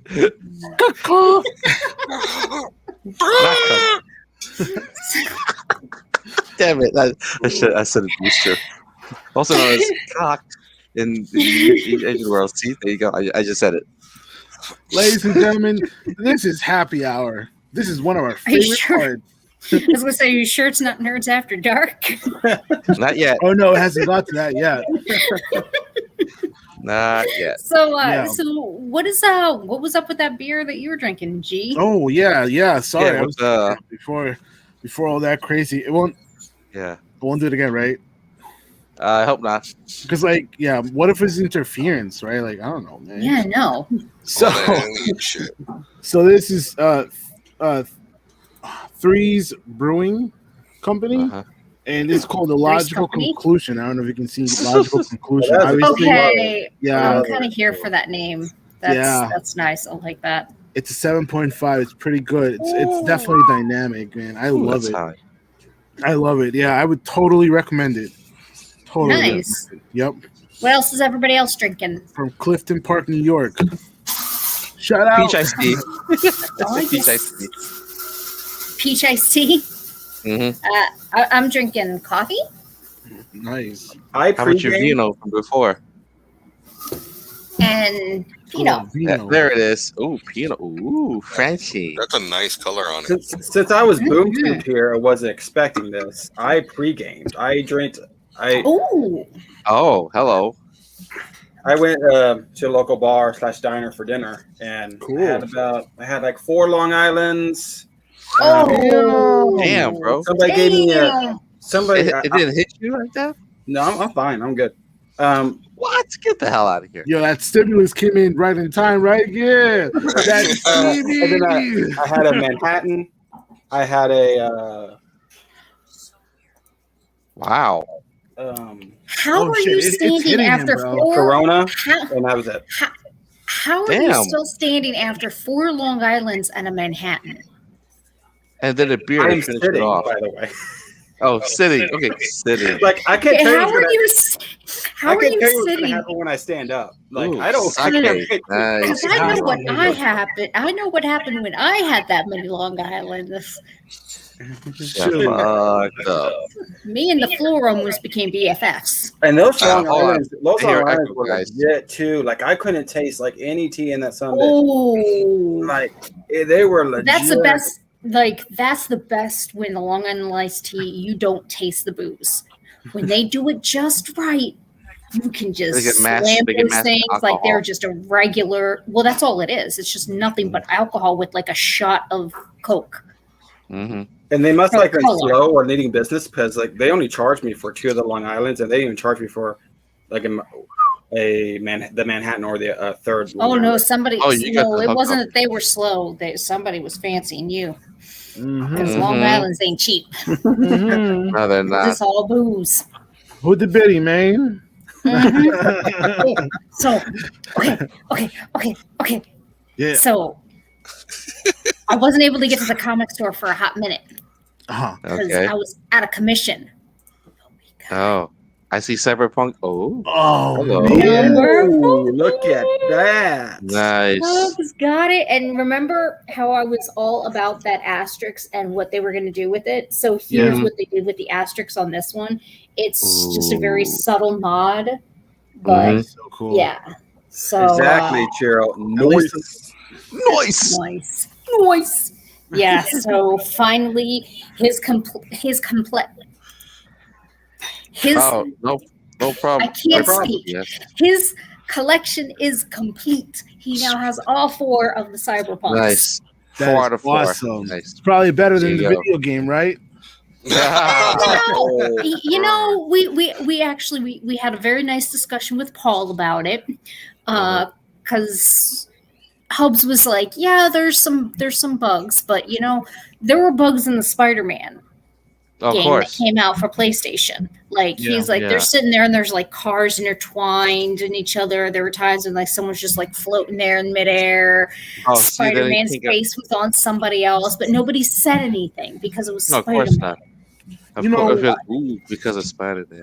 I guess to elaborate a little bit more, I wasn't really talking about like the bugs and all. I think the game, just really quick, I think the game has some wasted potential. For example, like, and I don't know if they're going to implement it later, but there was this really cool like parkour-ish vibe to it at the beginning, where you could like, wall run and you could jump from like, building to building and such.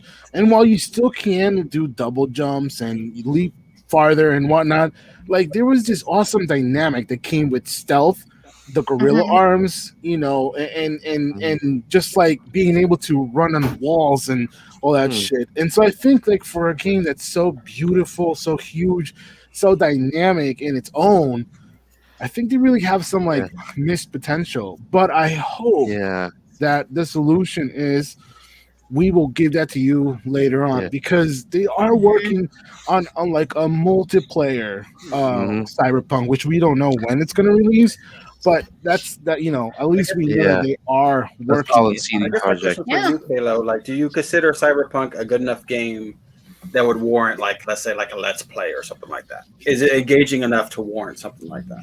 Yeah, it definitely is. But if you put it next to like, where Fallout 4 is, I would say I would play Fallout 4 more probably. But because I'm so like indoctrinated to that lore, right?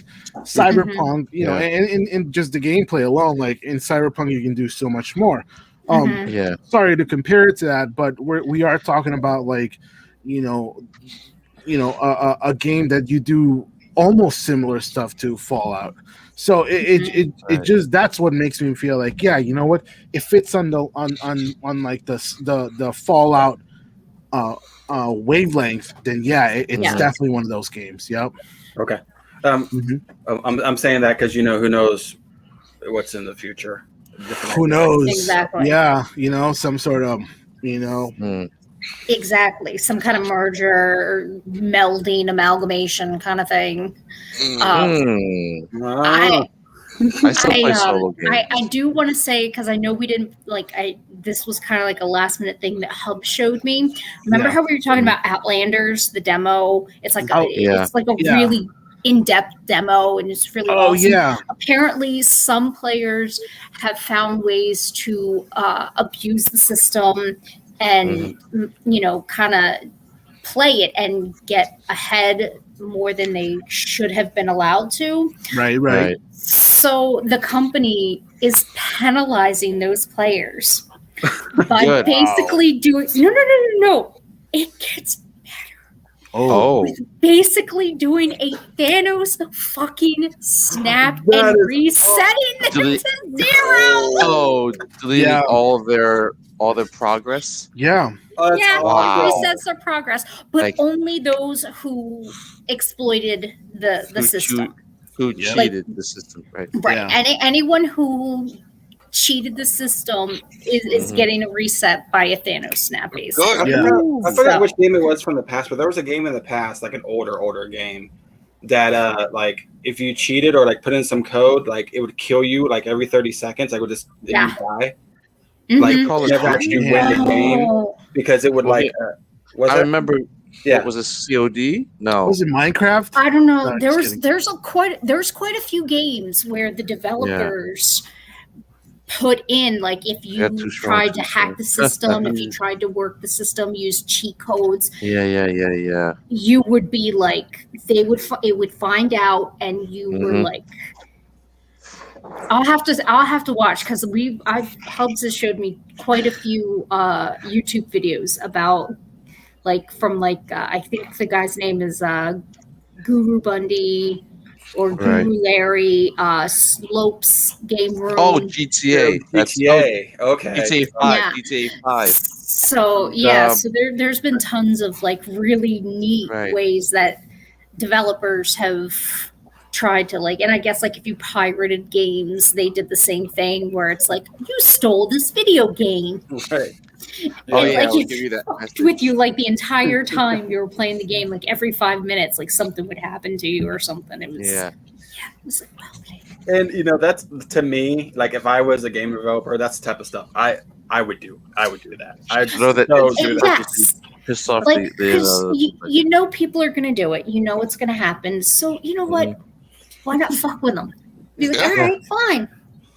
You're gonna do it. Go ahead, but we're gonna fuck with you. Right. Karma's a bitch. Karma is definitely a bitch. So here's what I'm drinking. Yeah, once you put your code in the game with your Drinking sorry, yeah. No, that's all right. Drinking? That's okay. Wow. Move it over. It kind of looked like Gunner's daughter for a hot second, so I was a little excited. Heady Topper, your go-to. I'm so mad at him right now, man. His go-to. And then battery steel. It's called Flume. Ooh. Huh. Interesting. Flubber. What? What the fuck? Who said flubber? Adrian, didn't he? Who the fuck just said flubber? Really? Flubber. Wait, G, where's yours from? Oh, I believe something Park, New York. Clifton Park? Clifton Park, yeah, that's right. Is it Battery Steel Brewing? No, actually, it's Threes Brewing of Single Cut North. Threes. Huh. Oh, we're gonna have to go check. So we're gonna have to go to. Oh, that's in Long Island, I think. Clifton Park. No, Clifton Park. Oh, you know who's in Long Island? Mike Madonna is in Long Island. No, Clifton Park. That's in. Michael beat us there. I don't know. It's that time of the show. Wash it down with 1 beer. Where our hosts 2 beers. Grab the latest local craft beer. 3 beers. And give it a rating. It's time for Rate That Beer.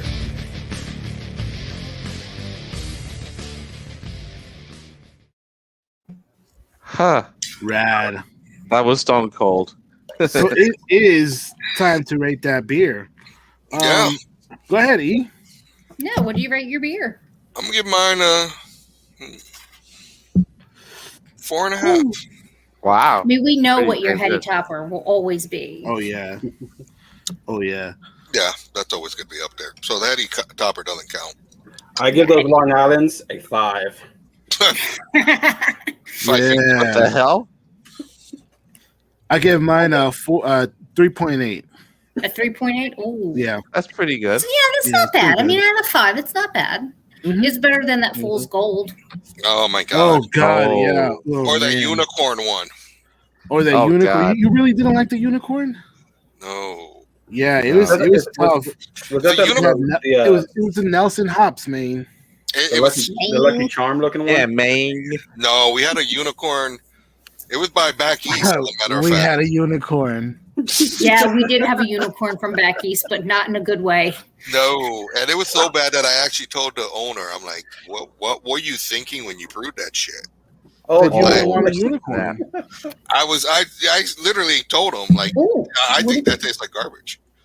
What's Trogs beer? Trogs. I've had What is that? Oh, I said that right, didn't I? Look at that. Trogs. Trogs. What is that? I think I have one. What is that? They have a lot of good stouts, actually. Mm-hmm. Stout, yep. Yeah. Okay.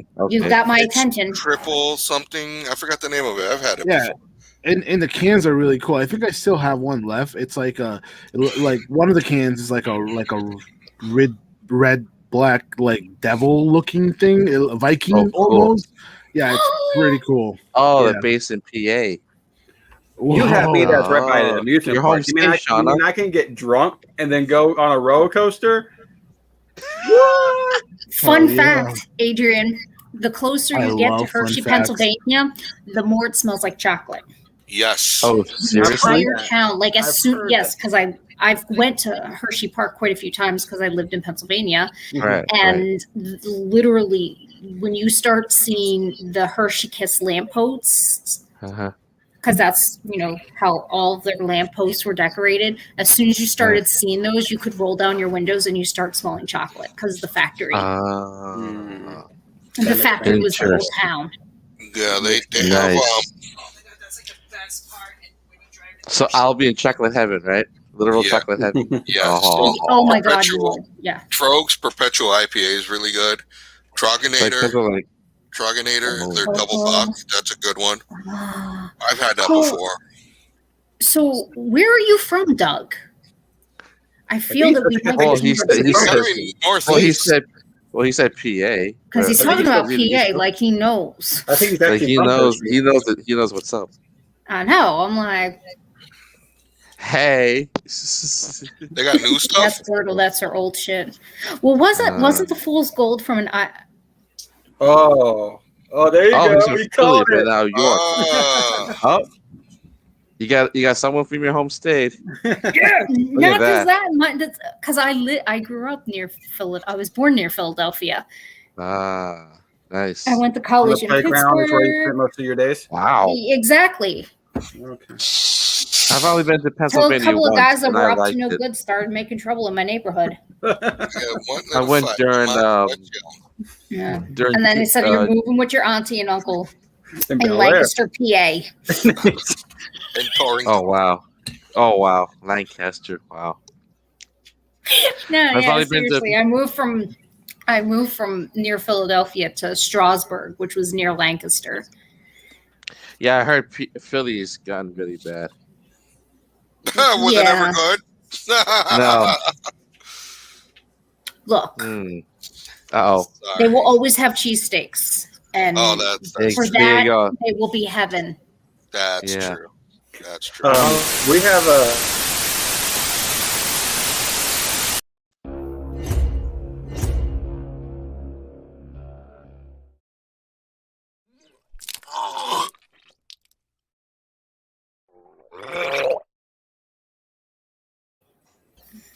Okay. I can't with that guy. I can't with that. Every single time, you guys don't see it, but behind the scenes, we're all looking away. I guarantee it.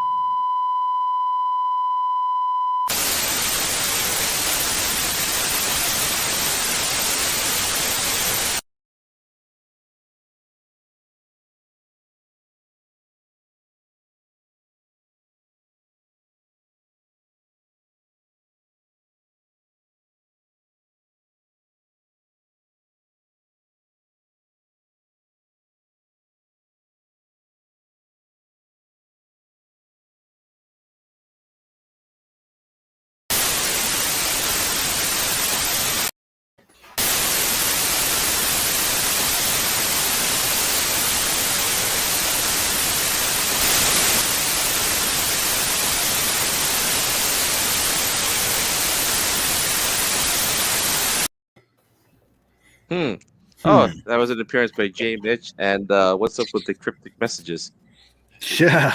Hashtag static, huh? Yeah. Huh. Static shock or something? What the fuck? I agree. Yeah, hide your camera. Hide your camera. Seriously. I think it's time to put some tape over that shit. Jesus. all these accidents and weird like takeovers and shit. Speaking of accidents, right? Oh yeah, this. Yes. Zack Snyder teases Deathstroke. You know, he looks pretty cool. Accidentally. But accidentally. Did you guys hear about when HBO Max debuted the film for about an hour before they took it off when somebody was trying to watch Tom and Jerry? Yeah. They said when you pause the movie, it still said Tom and Jerry. How do you think that's accidental, right? Like, yeah, there's Tom and Jerry they do directed that by on Zack Snyder. Like purpose. an idea that just popped in my head. Like a Tom and Jerry directed by Zack Snyder. Well, okay. So I think somebody may have figured out something. Yeah. Interesting. Very interesting. Would be. Good thing you didn't on that day. I mean, I know. Your kid may have been scarred. I kind of like. I hope that fair warning, y'all may want to make sure you're wearing pants because you never know when that shit's gonna pop up and get you. Like ah. Be like, oh. Long are you wearing pants? Yes. I mean, not like I think pretty much like most of us probably aren't wearing pants, but make sure you're decent from the waist up. There we go. Because you never know, the static might be coming for your camera. We might be wearing pants, but we might be free balling too. Giggity. Underwear. The world may never know. The world may never know. How many licks, right? Yeah. So this next bit is really, really exciting. Yasuke, the first African samurai. Now listen. I like that there was this like I looked it up and like it's true, yo. This was like the first African samurai, and he worked his way up to become an actual samurai. But the cool thing was that like every single article that I looked, because I was like, yo, let me find out if this is true, right? Like you look at the history and whatnot, and like this was the only one that said like the first African samurai. Like it didn't say like black or anything, like it was like the first African. And I was like, yo, that's right. I was like, well, how did we know where he was from, right? Like, well, what if he was born in Asia or something? We don't know that. But he was like the first African samurai, dude. Like, imagine the travel, the journey it took to get there. And like, yo, it's like, I can't wait for this shit, dude. And it's coming to Netflix. So I'm thinking, that's gonna be dope. My thought on it is that some slave ship on their way to China. Imagine, right? Because like not many ships really stopped in Japan. Right. Most of them went to China. And so I was even watching a show on Netflix on the samurai. I think it was like a Portuguese ship that had sunk off the coast of Japan with nothing but guns. And that's how warfare changed, because one of the daimos there got in a hold of the guns, and he changed warfare in Japan forever, and that's how he almost conquered Japan. So I'm figuring, so I'm thinking maybe along the lines of he was on a slave ship, or he was someone's servant. It crashed, he landed, someone took him in, and boom, that makes for a fucking excellent story. Yeah, that does. That's pretty. Damn. Pretty cool. Damn, yeah. I'll be watching. Yeah. Oh, most definitely. And do you guys remember the guy, the actor from Get Out? Oh, Daniel Holloway, something like that. Yeah, well, not the main actor that gets trans, the one that was like he was running every night, like he would run. In like a circle, right? He was missing beforehand. Well, he's actually the one playing Yasuke, voice acting Yasuke. Yeah, Yasuke. Sorry, I keep saying Yasuke. Yasuke. Yeah. And Flying Lotus is doing the score, the music for the anime. That's what got me. And you could catch my reaction when we first heard about that news on our Nerd News show. Yep. But that's what got me, is the fact that Flying Lotus is. That's gonna be sweet. Oh my god, it looks so good. Look what Rip FPS said. Tom Cruise will argue with that? Yeah. Fuck out of here. Tom Cruise. Yeah. You overrated actor. Yeah, I said it. I don't care. You can say it all you want. It's all good, man. So yeah, it's coming to Netflix. And I believe it's April. God, I forgot. Coming soon, right? Yeah, very soon. Yeah, just around the corner. Actually, I think it's April 1st. I think. No joke. Yeah. No, that is coming Yeah. Yeah. So that's be on less the than 3 lookout. It's weeks. gonna be. Yeah. 2 weeks, excuse me, whatever. Yeah. Oh my god.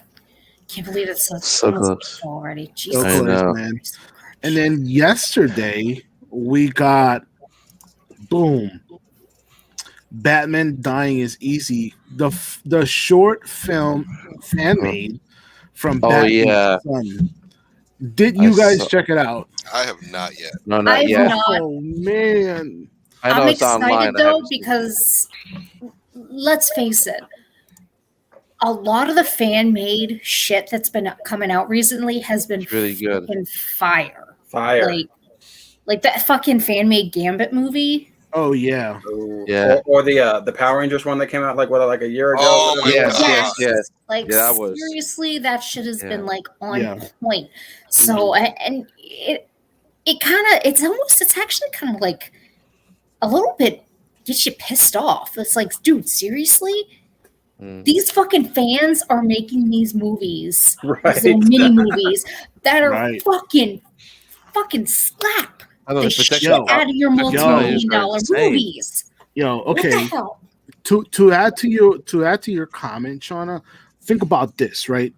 All these fan made like short films, they don't have the big budgets. Although this was a Kickstarter project that like surpassed their what they were looking for, but you know they don't have the explosions and the camera angles and the helicopters and all that stuff. So their main focus is storytelling and dynamic relationship between like the antagonist and the protagonist, right? Like that's what they focus on. Because if you watch this, like there's no like Christopher, Nolan, like boom, booms, crazy shit, and all this other stuff. Crazy film angle. They don't have the special effects to fall back on for shitty plot and shitty writing. They have to get you in. Doug, it's not a full movie. It's kind of like a little teaser trailer, but it's a solid amount of time. Like it's a good, a decent size. Minutes. Yeah, it's like 25, 30 minutes. I mean, it's good, but it's good. Like, and so it's just, it really kind of pisses me off. You see like these people who are doing these fan-made video games, these fan-made movies, these fan-made fucking, scripts and shows, and they're coming out better than the actual movies. Yes. Yeah. Or it's like I would rather pay for that than the other shit. Right. So go watch it. Watch it. Yes. Bat in the Sun is famous for their Versus series. Yes. Where they took characters, they battled them. So like you literally had like a film? No, not yet. You had like a Batman versus Killmonger, Deadpool versus Deathstroke, Michael Myers versus same. That okay. Joker versus Negan. Joker, right? The Death Battle. They even did a Power Rangers version one. Nice. They did Harley Quinn versus Deadpool. Yeah. Yes. Oh, okay. Cool. Yeah, and I think they actually they have like a series with Jason David Frank as well. Yeah. My Morphin Life, I think is the name of it. So they were, because when they got Jason David, when they did the Power Ranger one, they got him to actually play the part. Yeah, because it was like, was it Green Ranger versus White Ranger? Yes. No, White Ranger versus Scorpion. Yeah. I thought it was green. You know what? But yeah, you're right. Yeah. Well, the green and the white. I mean, it was the same guy. So. Yeah. Same actor is what you're saying. Yeah. Same actor. Yeah. And so they're really good for those little fanfic movies. Wait, which actor? FPS. Thomas Jane? Jason David Frank movie. No, he's talking about with the actor from The Punisher. Apparently, they made Thomas Jane? Or sorry, my bad. Okay. Yeah, or John apparently there was a Bernthal. fan-made Punisher film. So. Really? Huh. Yeah, I didn't know that. Let's check it out. Yeah, but Yeah. definitely. True at one point, yeah. The good Punisher. The Oh, John good Bernthal. Punisher. No, I'm The good Punisher. Damn, dude. Damn. He ain't fucking around. Dolph Lundgren.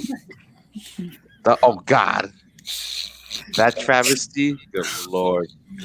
Oh, Thou okay, shalt not okay. say that. Not John Berthal, but John the other dude. Thomas Jane. No. Thomas, yeah. Yep, Thomas. Thomas Jane. Thomas Jane. Was that the one that had Okay. Was that the one that had the one on the beach? Right. That That's one the wasn't bad. That really Yep. wasn't. That was That guy. Okay. Thomas Jane. That Okay. guy. Is that guy. Punisher That guy. Warzone? Is that the one? But John Bernthal played He it pretty did damn epitomize him, Yeah. you know? Nice, Frank. good. Frank Cassie. I Yo, like because that like when guy. you think about Thomas Jane, like even if you see him now in that show up in space, oh damn, what's it called, man? Like even you see him now, like you immediately think, yo, that's the Punisher, dude. Like you can't change the way that he like epitomized that character, like Rip FPS Doug said, like the way he epitomized him, like phenomenal. Yes. Even John Bernthal like didn't stand a chance. No. And people love that dude. And I'm not talking about him.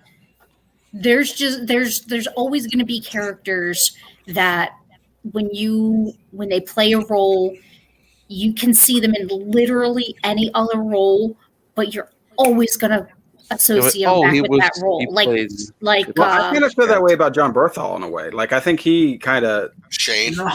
Well, Shane. Yeah, I go back to Shane. There's Shane. There's Shane. There's Shane. Yeah. But He was a dirty cop, Matt but for Constantine. Right. Yeah. Yeah. When you think about Constantine, I don't think about Keanu Reeves. You think I Matt think Ryan. about Matt Ryan. Yeah. Right. Like he, again, I did enjoy Keanu's portrayal, but when you think about it, like the guy fucking looks like him. Like on point looks like him. Like motherfucker looks like he's cosplaying him 24/7. Right. So I mean, listen. Whoops. Listen, I'm not gonna read that out loud. Rip FPS Doug. Listen, you keep that up, you're gonna get canceled. Okay, they canceled a fantasy figure. They'll cancel you too. Okay, so just be careful. All right, careful. You gotta be careful with that. Yeah, careful, man.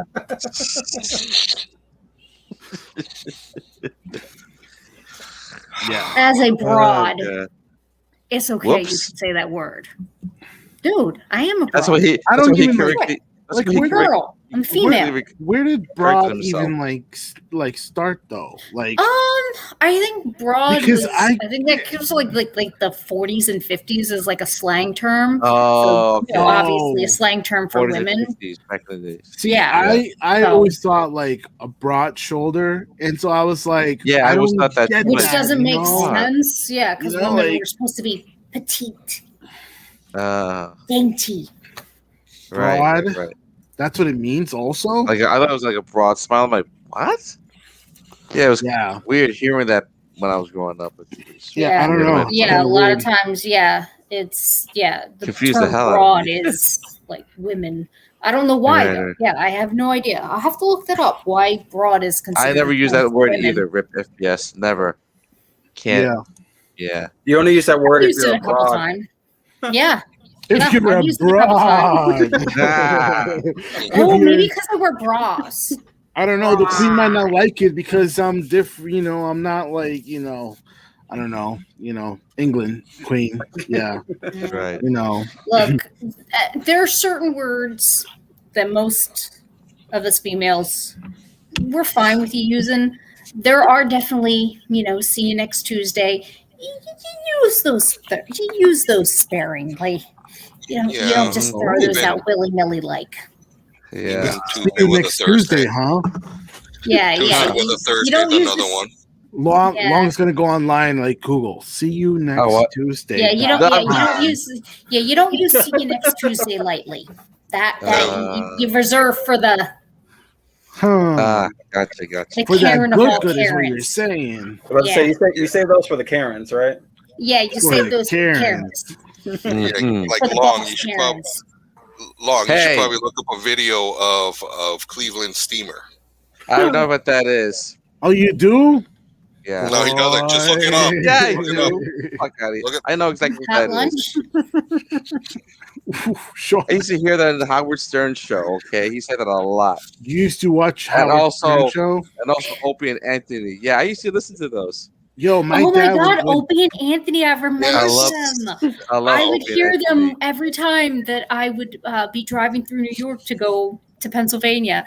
You see the billboards for Opie and Andy, and I'm like, Yeah. Sex for Sam. And when Howard Stern was on 92.3 K-Rock, New York, oh my God. Yeah, I remember when that movie came out, man, and my dad was like, yeah, like my dad was the kind of dad, is the kind of dad that, like, growing up, he would go to like Blockbuster, rent out like 5 movies, and every night would be a movie, right? But we wouldn't be able to because we had to go to school and shit. But on Friday night, he wouldn't choose the order of the movie. He would just play a movie. And on Friday night, we finally join him, and we sit on the ground, and they're on the couch, and they start playing the movie. And here's A Long Kiss Goodnight, and it's like, oh, wait a second, like I know what it is now, but back then, Samuel L. Jackson, right? And what's her name, right? And my mom and dad be like, over your eyes. Gina Davis. Gina Davis, yeah, you know, and so What this was that movie movie also called together? The Last Good Night, some shit. A Long Kiss Tonight. Yeah, That's it. Gina Davis and Samuel. That was a fucking good movie. It was a good movie, man. Yeah, I remember seeing that in the theater. Every time I think of Samuel Jackson, I think of Pulp Fiction. Do I look like a? Do I look like Dead People Storage? Then shut up, Long. Oh, the worst part, the needle.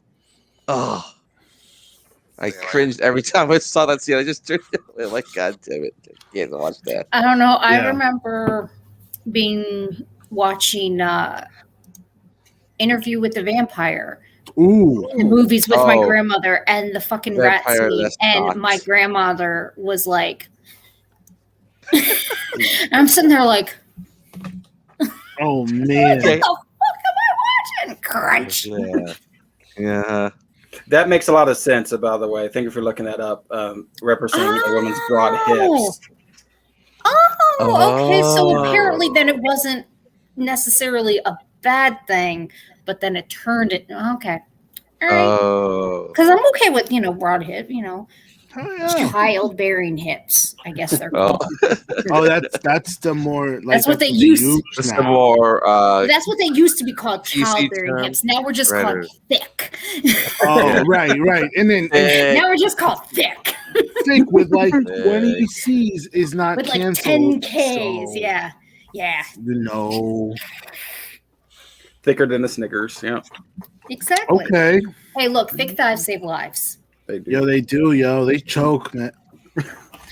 Well, the thighs give it, then they take it away.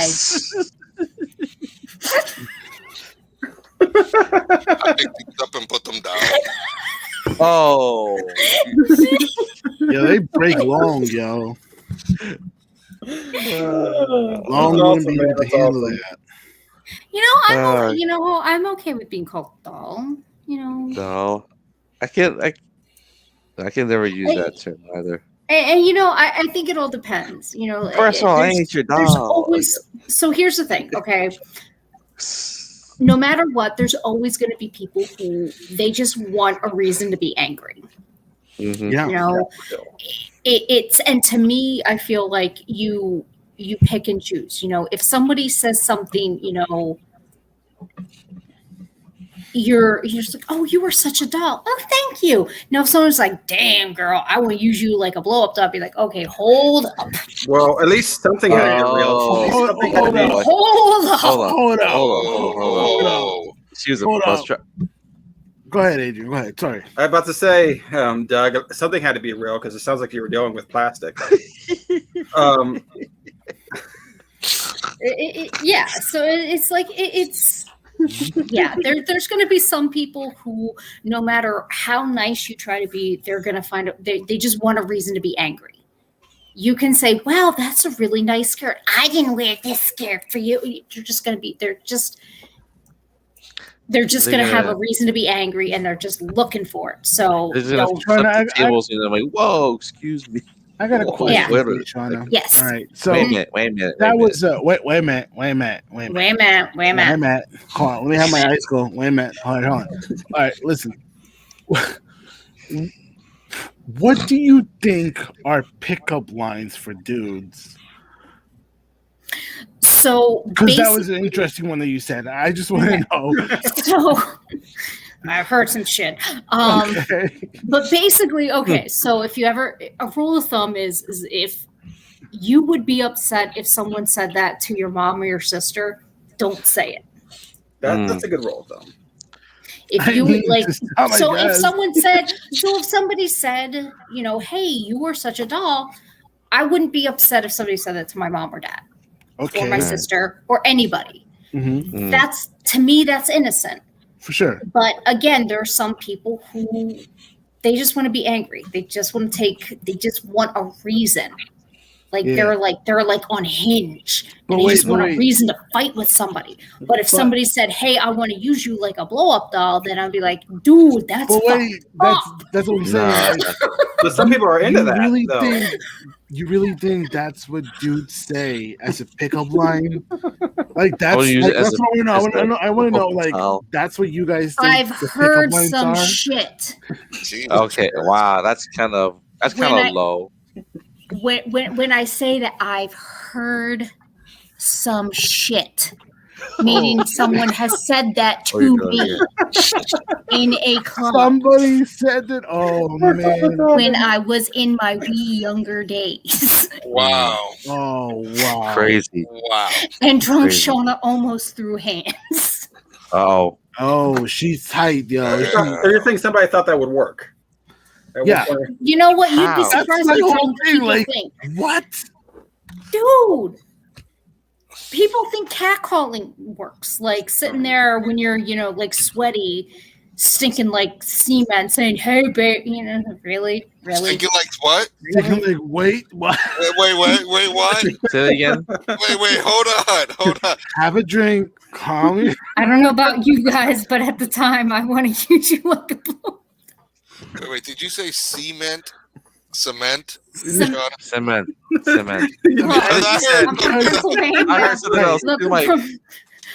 Look, I'm from Pennsylvania. Let's not talk about how I pronounce things, okay? Okay, all right. Okay. Because I got a lot of shit for how I said a particular thing on your car that helps you with your radio. What's that? Oh no! An antenna. What? I said, "Yeah, my antenna's broken." They're like, "Your what?" I said, "My antenna's broke. I can't listen to the radio." And they're like, "You mean your antenna?" I'm like, "Yeah, that's what I said. My antenna." Oh, I thought you were gonna say turn the nipple up, but yeah. Radio Tokyo. Yeah, it's like. Oh, say water. Now say water. Water. Water. Oh water. No. Oh no, water. Water. See, were you buying gallons? Milk. Yins. Went to that John years ago. Yeah. All right, say vase. Y'all really had to do that, right? Y'all had to get her going, right? Say vase. Say what? Vase. I don't know if I like this Britney Spears. I don't know. Oh, see? Vase. Vase. You say vase, I say vase. You're from Lancaster, FPS? Oh, okay. Yeah. Well, it's kind of, like, we all have it. Is it pop, soda, or Coke? No. The East Coast. Well, in Pittsburgh, it was pop. We finna get into it now. The first time I heard pop was when I was in Michigan. I'm like, "Oh, do you want pop to drink?" I'm like, "Pop? What the fuck is pop?" Soda. I'm like, "Oh." Mhm. That was Michigan. It'll always be Pop to me. I didn't say what the fuck. I'm like, Pop? What the hell's Pop? What's an eraser? The gum bands. This is like a The what? They're called in Pittsburgh. They call them gum bands. Gum bands. Because they're gummy. Mm-hmm. When we hear Pop around these areas, we tend to just like, huh? Pop. You think like your Michigan. dad or something. I know. That's my. You mean the father? No. Sody Soda. I'm like, Pop. oh. I'm a New Yorker. Sorry. Soda I've pop. never heard of New Yorker. Well, what like? It's a sound. It's the sound it makes if you leave it out in your car too long and it's freezing cold. Yeah, I You know would about think, that, huh? You would think the New Englanders would know all about that shit. Oh, They're no. fucking soda. and beer. Although that actually just explodes. There's no pop sound. It's like So I got a funny story, right? go for it. Because All I think right, we're go now over at Nerds After Dark. All right, so I am a parent of a 4-year-old, right? So 4-year-olds are pretty interesting beings. Right. Okay. Okay, because they're in like the I don't understand, but I kind of understand, right? And so one day, it was like one night, it was like 10:30 at night. I was like, damn, I can't sleep. I'm just gonna, I'm just gonna like, hit the herb a little bit, right? So I did whatever, and I'm thinking, okay, he's asleep, everything's good, like he's gonna sleep through the night, whatever. But all of a sudden, I hear the crying, and I'm like, oh, get up! I'm like, oh shit! I'm like, right. So I'm kind of twisted, right? So I come over and I run over to him, and I gotta go pee. I'm like, oh, okay, no problem. So bring him in, take him to the potty. Potty's in my bathroom, and he comes in and he goes, smells like soda, and I'm like. I'm like, what? And I'm like, bro, I was like, we don't have soda in the house. Like, I don't like. What do you mean? Don't you smell it, Daddy? It smells like soda. I'm like, no, I don't know what it means. Drinking? And I was like, oh, I was like, That's me. Drinking. now. That shit was earthy as shit. It smelled like soda, man. So now, I'd be like, I'll be right back. I would have I'm been gonna go have a dying if you soda. would have said like skunk. Oh I yeah, understood yeah, that, but still, yeah. like, But smells like soda, yeah. So I'm Soda. guessing he must have like smelled soda and he didn't like it, and he was like smells like that. But soda doesn't really smell like that, yeah. I don't think I've ever smelled it that smelled like soda. No way, no, it doesn't smell like soda. So I don't know. No, But he's a 4-year-old who kind of understands what stinks, but doesn't understand exactly what it is. Right. Yeah. So to me, I was dying. Of course, I was pretty lit that night too, so I was dying anyways. I was like, holy shit.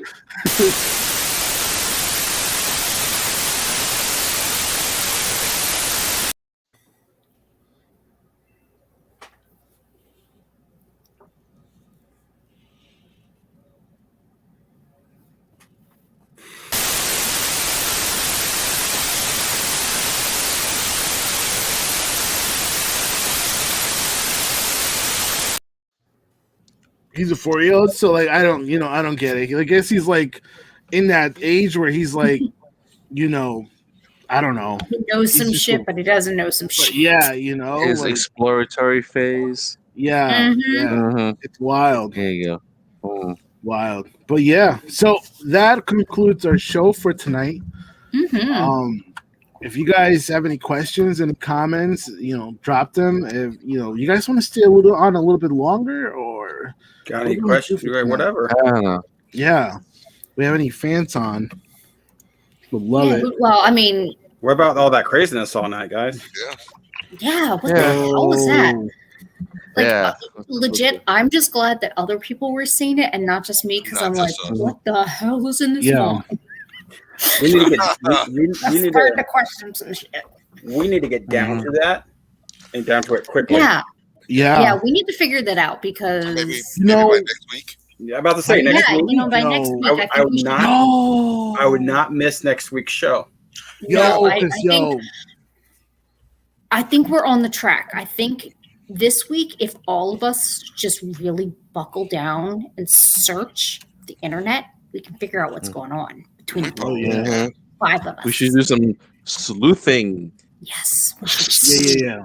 We finna get should be down like to business. Mystery gang. Somebody keep saying finna. Finna get down to business. Yeah. Oh Finna. Christ! I hate Long- that word. Long, tell us again why I you had hate to that edit word, Long. himself. That word drives me nuts. Oh no, It really? seems How like much? Long has a love.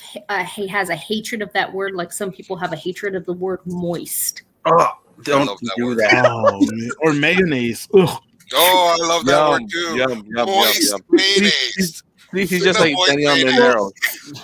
Oh my god, I gotta show you guys something. Keep talking. I gotta show you guys something. Okay, So yeah, I would definitely not miss next week's show. Yeah, Yeah, I it's gonna think next be- week's show is going to be pretty, Crazy. pretty epic. Really banging. One of the major things is you're going to get our reactions to the Snyder Cut. Yep. So tune Well, in for minus that. me. I'm taking next Saturday off, guys. Minus crew. FYI. We'll Yeah, be sure minus. to get his We opinion. might be short. We may be short a few nerds, but Yeah, short. it's fine. Yeah.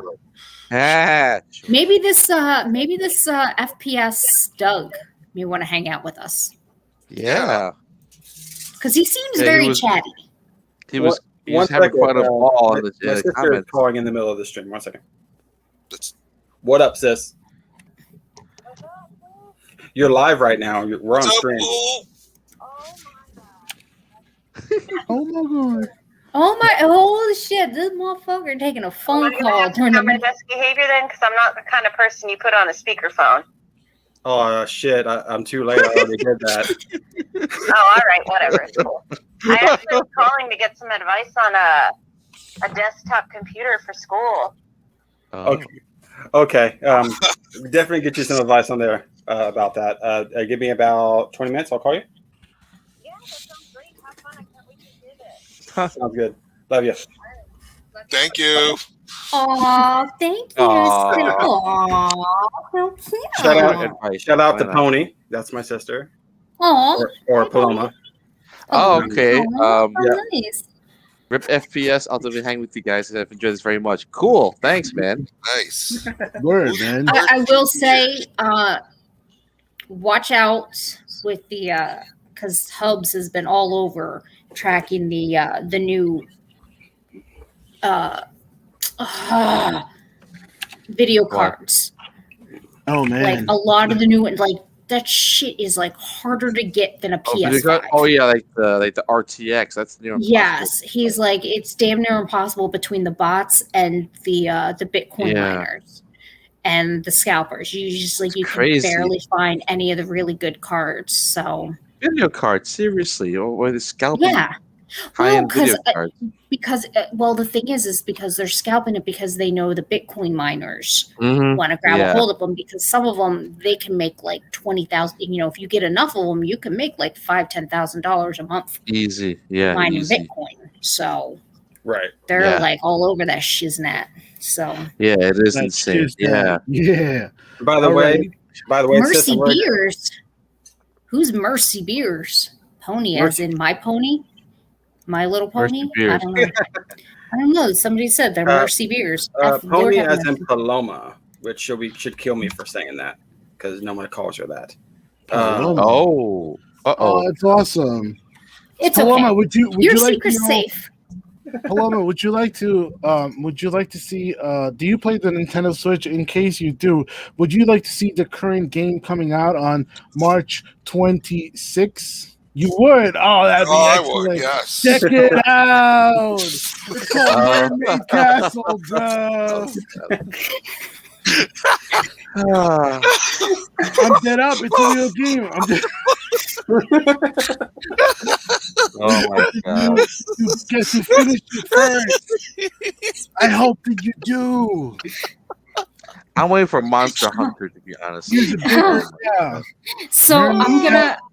I'm gonna take this question, okay? Because It's a hard no for me. I say yes. I fought against this. so hard. I didn't want to watch this show. Did you cave in? I did because Hub said. What'd you think of the? I liked it. I haven't seen the final, but I did. I'm not spoiling it's okay. You can spoil it. I'm still gonna watch it, but no, it's good. You know, I didn't want to watch it for the longest time because the name just pissed the shit out of me. But when Hubs watched it and he's like, "You should watch it. You will like it." No spoilers. I've learned that when he tells me I will like something, I just do it because he knows me apparently better than I know myself. Yeah. Watch it. Just know that the first 3 episodes are going to be slower than molasses in January. And yeah, you're probably going to want to kill yourself. But if you know that going into it, it makes it a little bit more palatable. It does get better. It does speed up things a little bit easier. So, yeah. No, definitely I would suggest watching it. Supposedly it changes people's opinion, but yeah. I'll watch it. Yeah, I definitely. I would say watch it, especially if you would like to, if you want to learn a little bit more about Wanda and her powers and how she acquired those powers and a little bit more about Vision. Tied in too, right? To like the Strange's movie. It's tied into Doctor Strange. It ties in with, which is actually to me, I think is really kind of cool about it, is the fact that no, I'm not going to spoil it, but it does talk about the things that happened in Endgame. So, which I wasn't expecting them to kind of acknowledge that. And let's face it, the fact that my girl's in there, I love her. Who, Grogu? No, not Grogu. Agatha? No. The doctor chick from Two Broke Girls. Oh, got it. And Two Broke Girls. I love her. She's funny. I love her. She is funny. She's comic relief. Yeah. But she's smart comic relief. Yep. Like she knows her shit. She's not like some stupid airhead. She knows her shit. She does, she figures her shit out, She has like the perfect like facial expressions. Yes. And the fact that she's like, and you know what? I'm going to spoil this one part. At one point, she's like, so what? What's a bitch got to do to get some coffee? That's it. I'm like, love her. It's my soulmate right there. I'd be like, that's a Bristol, Connecticut. Story arcs? No, they don't bother.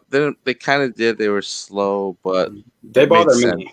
I hear where you're coming from with that. That's like, I mean, the pace. Some of the pacing was kind of slow, but it eventually made sense. Yeah, exactly. Like it was very slow, but then if you think about why it did it the way it did it, it makes sense. Like you kind of had to see the breakdown in her psyche to realize what's going on. You could argue Wanda is a villain in this series. She's an anti-villain. Like she's not doing it to hurt people. Yeah. But she's trying to protect people in a way. Well, no. I mean, or creating her own world, I mean, if the person you loved more than anything in your entire world was killed not just once, you had to watch that motherfucker die twice. That's gonna fuck your head up. Right. That's gonna fuck your head up. And Wanda has seen some shit growing up in her life.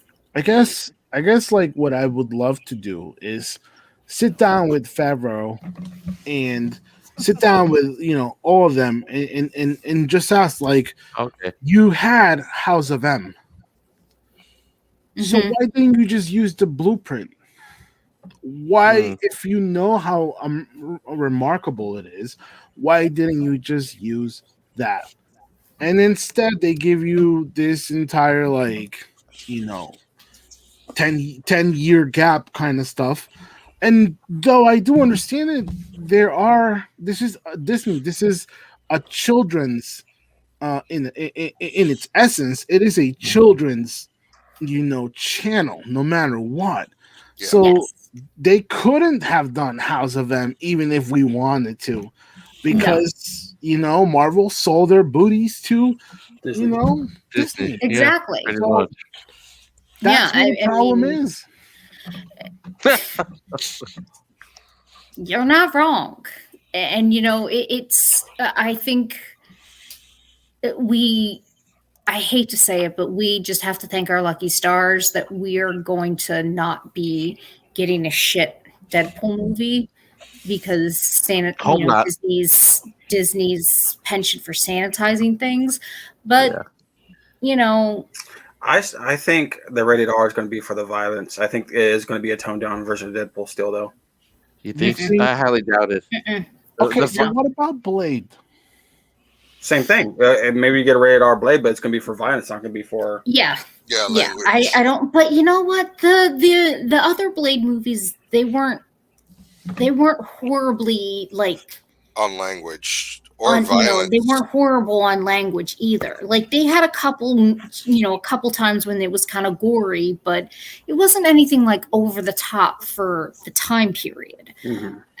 And so that I'm not really worried. I don't know how I feel about the artwork though.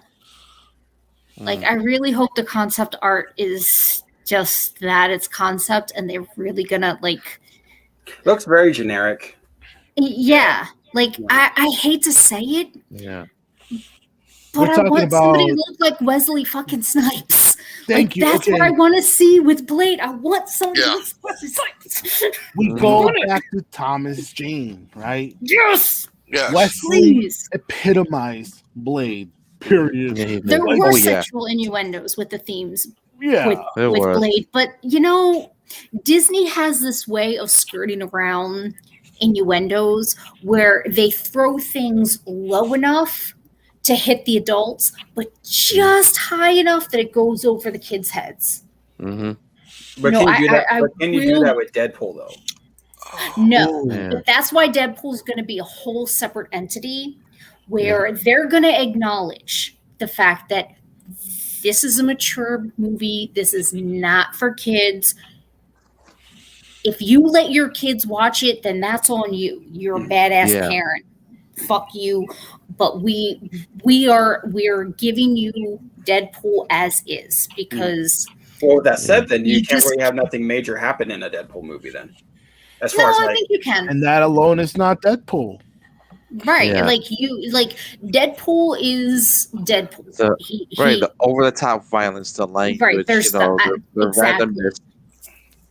I mean, I think the only way that they could potentially get around the F word is letting Wolverine take that to break the fourth wall.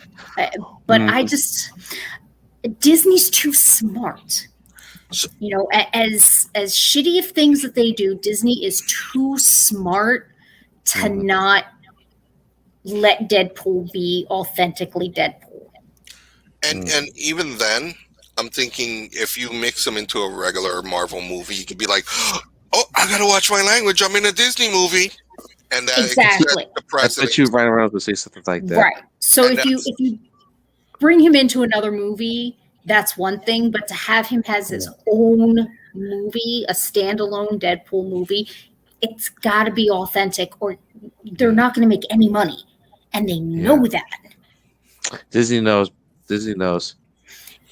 Exactly. If that's one thing that Disney knows the most about, it's right. It's a huge license, right? Yes, you don't fuck with your money, right? Don't fuck with your money. That's why I was surprised they got rid of the Fox name. Yeah, that was because I figured they would keep that 20th Century Films. Right? What is it?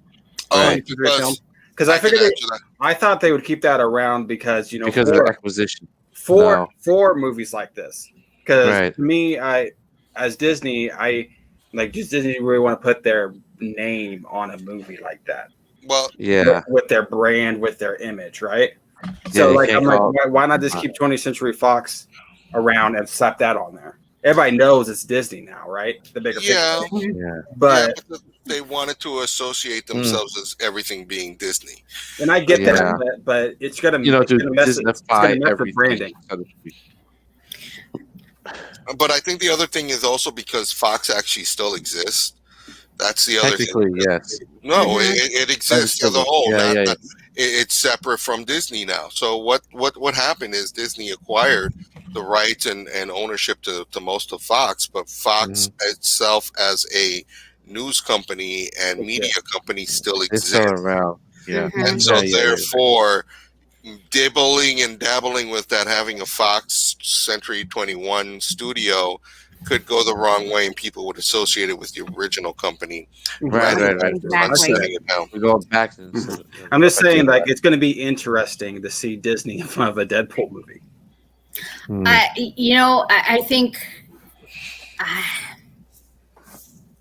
I think it's going to be interesting, but again, I just deep down in my heart, something tells me that they know too well, what's going to happen if they fuck it up too bad.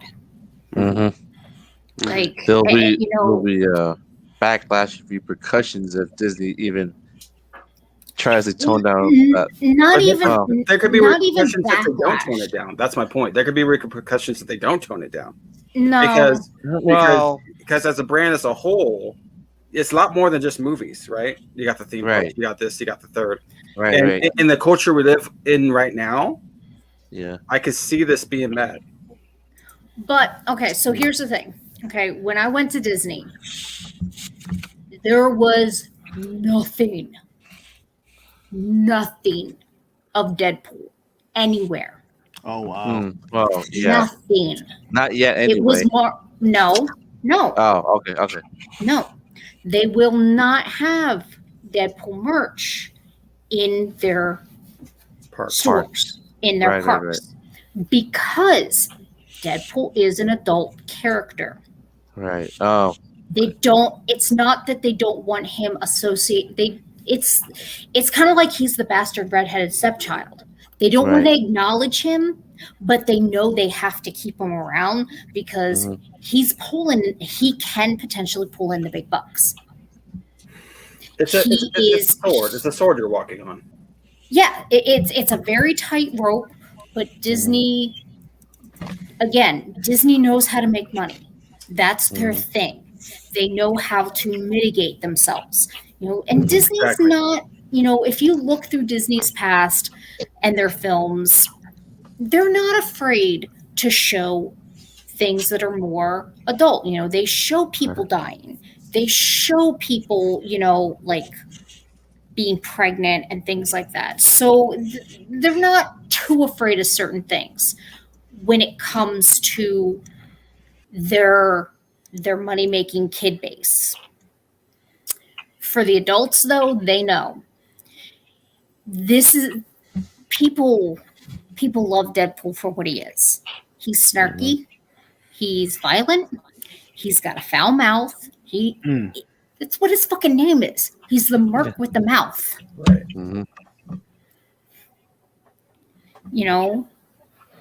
And it's just, I just, like I said, there's certain things you can, from everything that I know about people who work for Disney, because I know actually a lot of people who work for Disney and a lot of different artists and stuff like that. And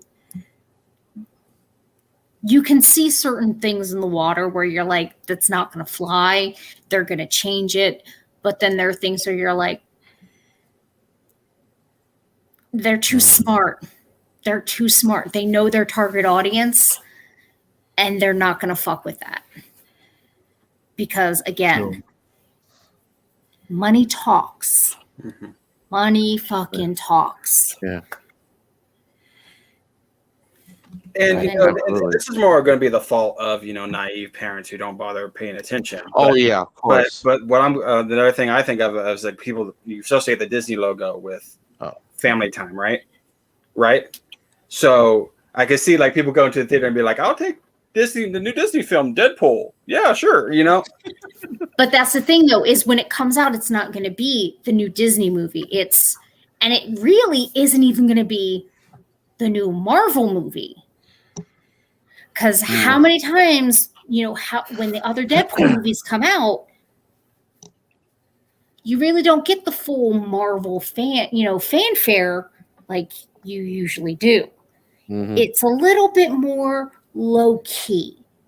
It's not Marvel Avengers. It's not Disney's Aladdin. It's Deadpool. It's almost as if Deadpool is its own separate entity from everything else. Because again, I think they know. Deadpool, he does break the fourth wall. He is, of all comic book characters, the most self-aware that he knows. People were saying that they think that Deadpool should replace Stan Lee in all the cameos, and basically it's Deadpool putting up "Have you seen this man?" posters of Stan Lee. Yeah, I can see that as that whole self-aware thing. So. Again, so there's that, it's like Disney doesn't have to advertise that it's a Disney movie. Disney doesn't have to advertise that it's a Marvel movie to get that recognition. People will see it on Deadpool alone. Like they could label it as, so much, oh yes, thank you so much. Man. You were awesome. Absolutely. Definitely, and we need to have you back in as well. We should have him on the show because we should definitely have a guest. Yeah, if you're still watching, would you like to be a guest? Let us know. Hit up our socials or send us an email. Totally. That'd be really, really cool.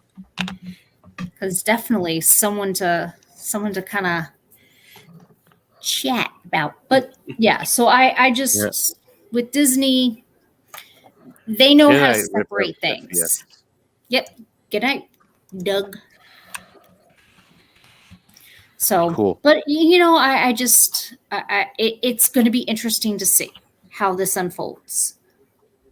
But again, I feel deep down in my soul, in my childbearing hips, and that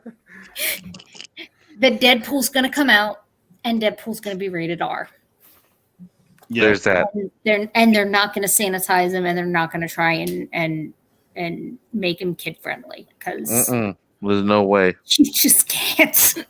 Yeah. And I'm hoping you're right. It's going to be interesting. It is for certain. It is going to be extremely interesting to see how they handle this. But I just. Because what kind of fucking movie would Deadpool be if he didn't curse? Yeah. He didn't have violence, and he didn't have sexual innuendos. I mean, we have National Women's Day has to return. I mean, it's just there would literally be no movie at all if you took those components out. Yeah. I mean, audience aside, like of who's watching it, if you took those things out, there would be no movie. Right. It would be an X-Men movie. Yeah. Yep. It would not be a Deadpool movie. Yeah. Mm-hmm. And then what I'm more interested starts crossing paths with the MCU characters to compare and contrast those Deadpools. And I do see the point of this being like, hey, I'm in a Disney film, I can't say that. I can see that, but there's only so much you can go with that line. I would see like overall in the movie how that's going. Oh, look who joined us. Kid. Hi, Lucy. You don't have any socks. I think the only way that he could get away with saying the line about he can't say certain things being a Disney movie is if he does something with the X-Men, because the whole thing with Why am I? Oh, because I'm drunk. That's why. Why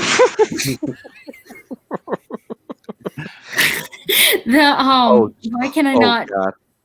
The metal guy. Ninja Jen said, "Idiot children picked me up and showed up late." Idiot Iron children. Man or Ultron? No, Goliath. Or no. Or Juggernaut? No, the Colossus dude, the Russian dude, Colossus. Yes, Colossus. Thank you, him. Like, it makes sense when he's having interactions with him because he's always like language, Deadpool language. So I could understand him kind of throwing something like that, but only if he's really interacting with him fully in an X-Men / Disney movie. Mm-hmm. Like, if he's just kind of like popping in for giggles and ha-has. Right. But you definitely have to bring back Colossus. Yeah, that dynamic. That dynamic was pretty. That was pretty awesome. They had a good thing going on because he is just, when you think, when you think of him and how like wholesome he is while being like this ginormous Russian like behemoth, and he's just like, oh, sorry, watch your language, be a good person. He's basically playing the straight man. Yeah. In a way. Adorable. And they did announce them being Marvel. They did announce that they're working on a movie called The Mutants. So that was announced. Not New Mutants, The Mutants. Or just The Mutants. Just The Mutants. The Mutants. I didn't know that. Interesting. Which I'm guessing is going to be your tie-in to introducing your X-Men. I really hope that I would love to see them kind of focus a little bit more on more of the mutants, because there's just so many of them and they've just got such great backstories. One thought I had was like with the whole WandaVision thing. Like, they could be like, hey, Wanda, you need help. You need a training that we can't give you. And somebody goes, I know a guy. And that guy's Professor X.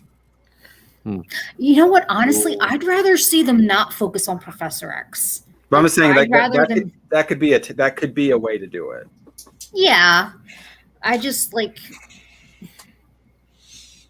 I don't know. This might get a lot of love. It could get a lot of hate. I'm fucking sick and tired of Wolverine, Jean Grey, and Cyclops. You want a new set of mutants? In a way. Fuck them three, and they're just fuck them. I want a real Iceman. I want fucking see more about Storm. I want to see her backstory. I want to see more about Rogue. Give me a what about Iceman? Yeah. How about this? Archangel. Nightcrawler. Right. Would you like to see more of this? What the hell? Roaring Kenshin? Wait. What the fuck? What the fuck? Kenshin. Yeah. I've heard of that. Tell me what that is. It's an anime. Ah, okay. Yes. Huh. There's a trailer out right now for Is Roaring Kenshin. Is that a legit trailer? Yes, ma'am. Yep. That you're not fucking with my emotions, are you? No, I'm dead serious. It is a movie. Oh, yes. Oh, yes, I've seen it. Yep. Yeah, I'm gonna have to watch on the YouTube channel. Yep. We'll post it up. Oh, I'm gonna need to. Because weren't we just talking about this? About I saw the guy with the glasses, Jade, and I thought Evan Peters. We were talking about how dope a reboot of the anime would be with the technology that we had today. Yep. And now we're getting a movie. And it definitely looks like it's not like fucking Death Note. So, that travesty. I know. We don't really like to talk about it, but No. One of my nieces, she was just displeased about that live action Death Note. Wasn't having it. So, she wasn't having it? Okay, good. I was gonna say, tell us how you really feel. Yeah, we want to tell you how you really feel.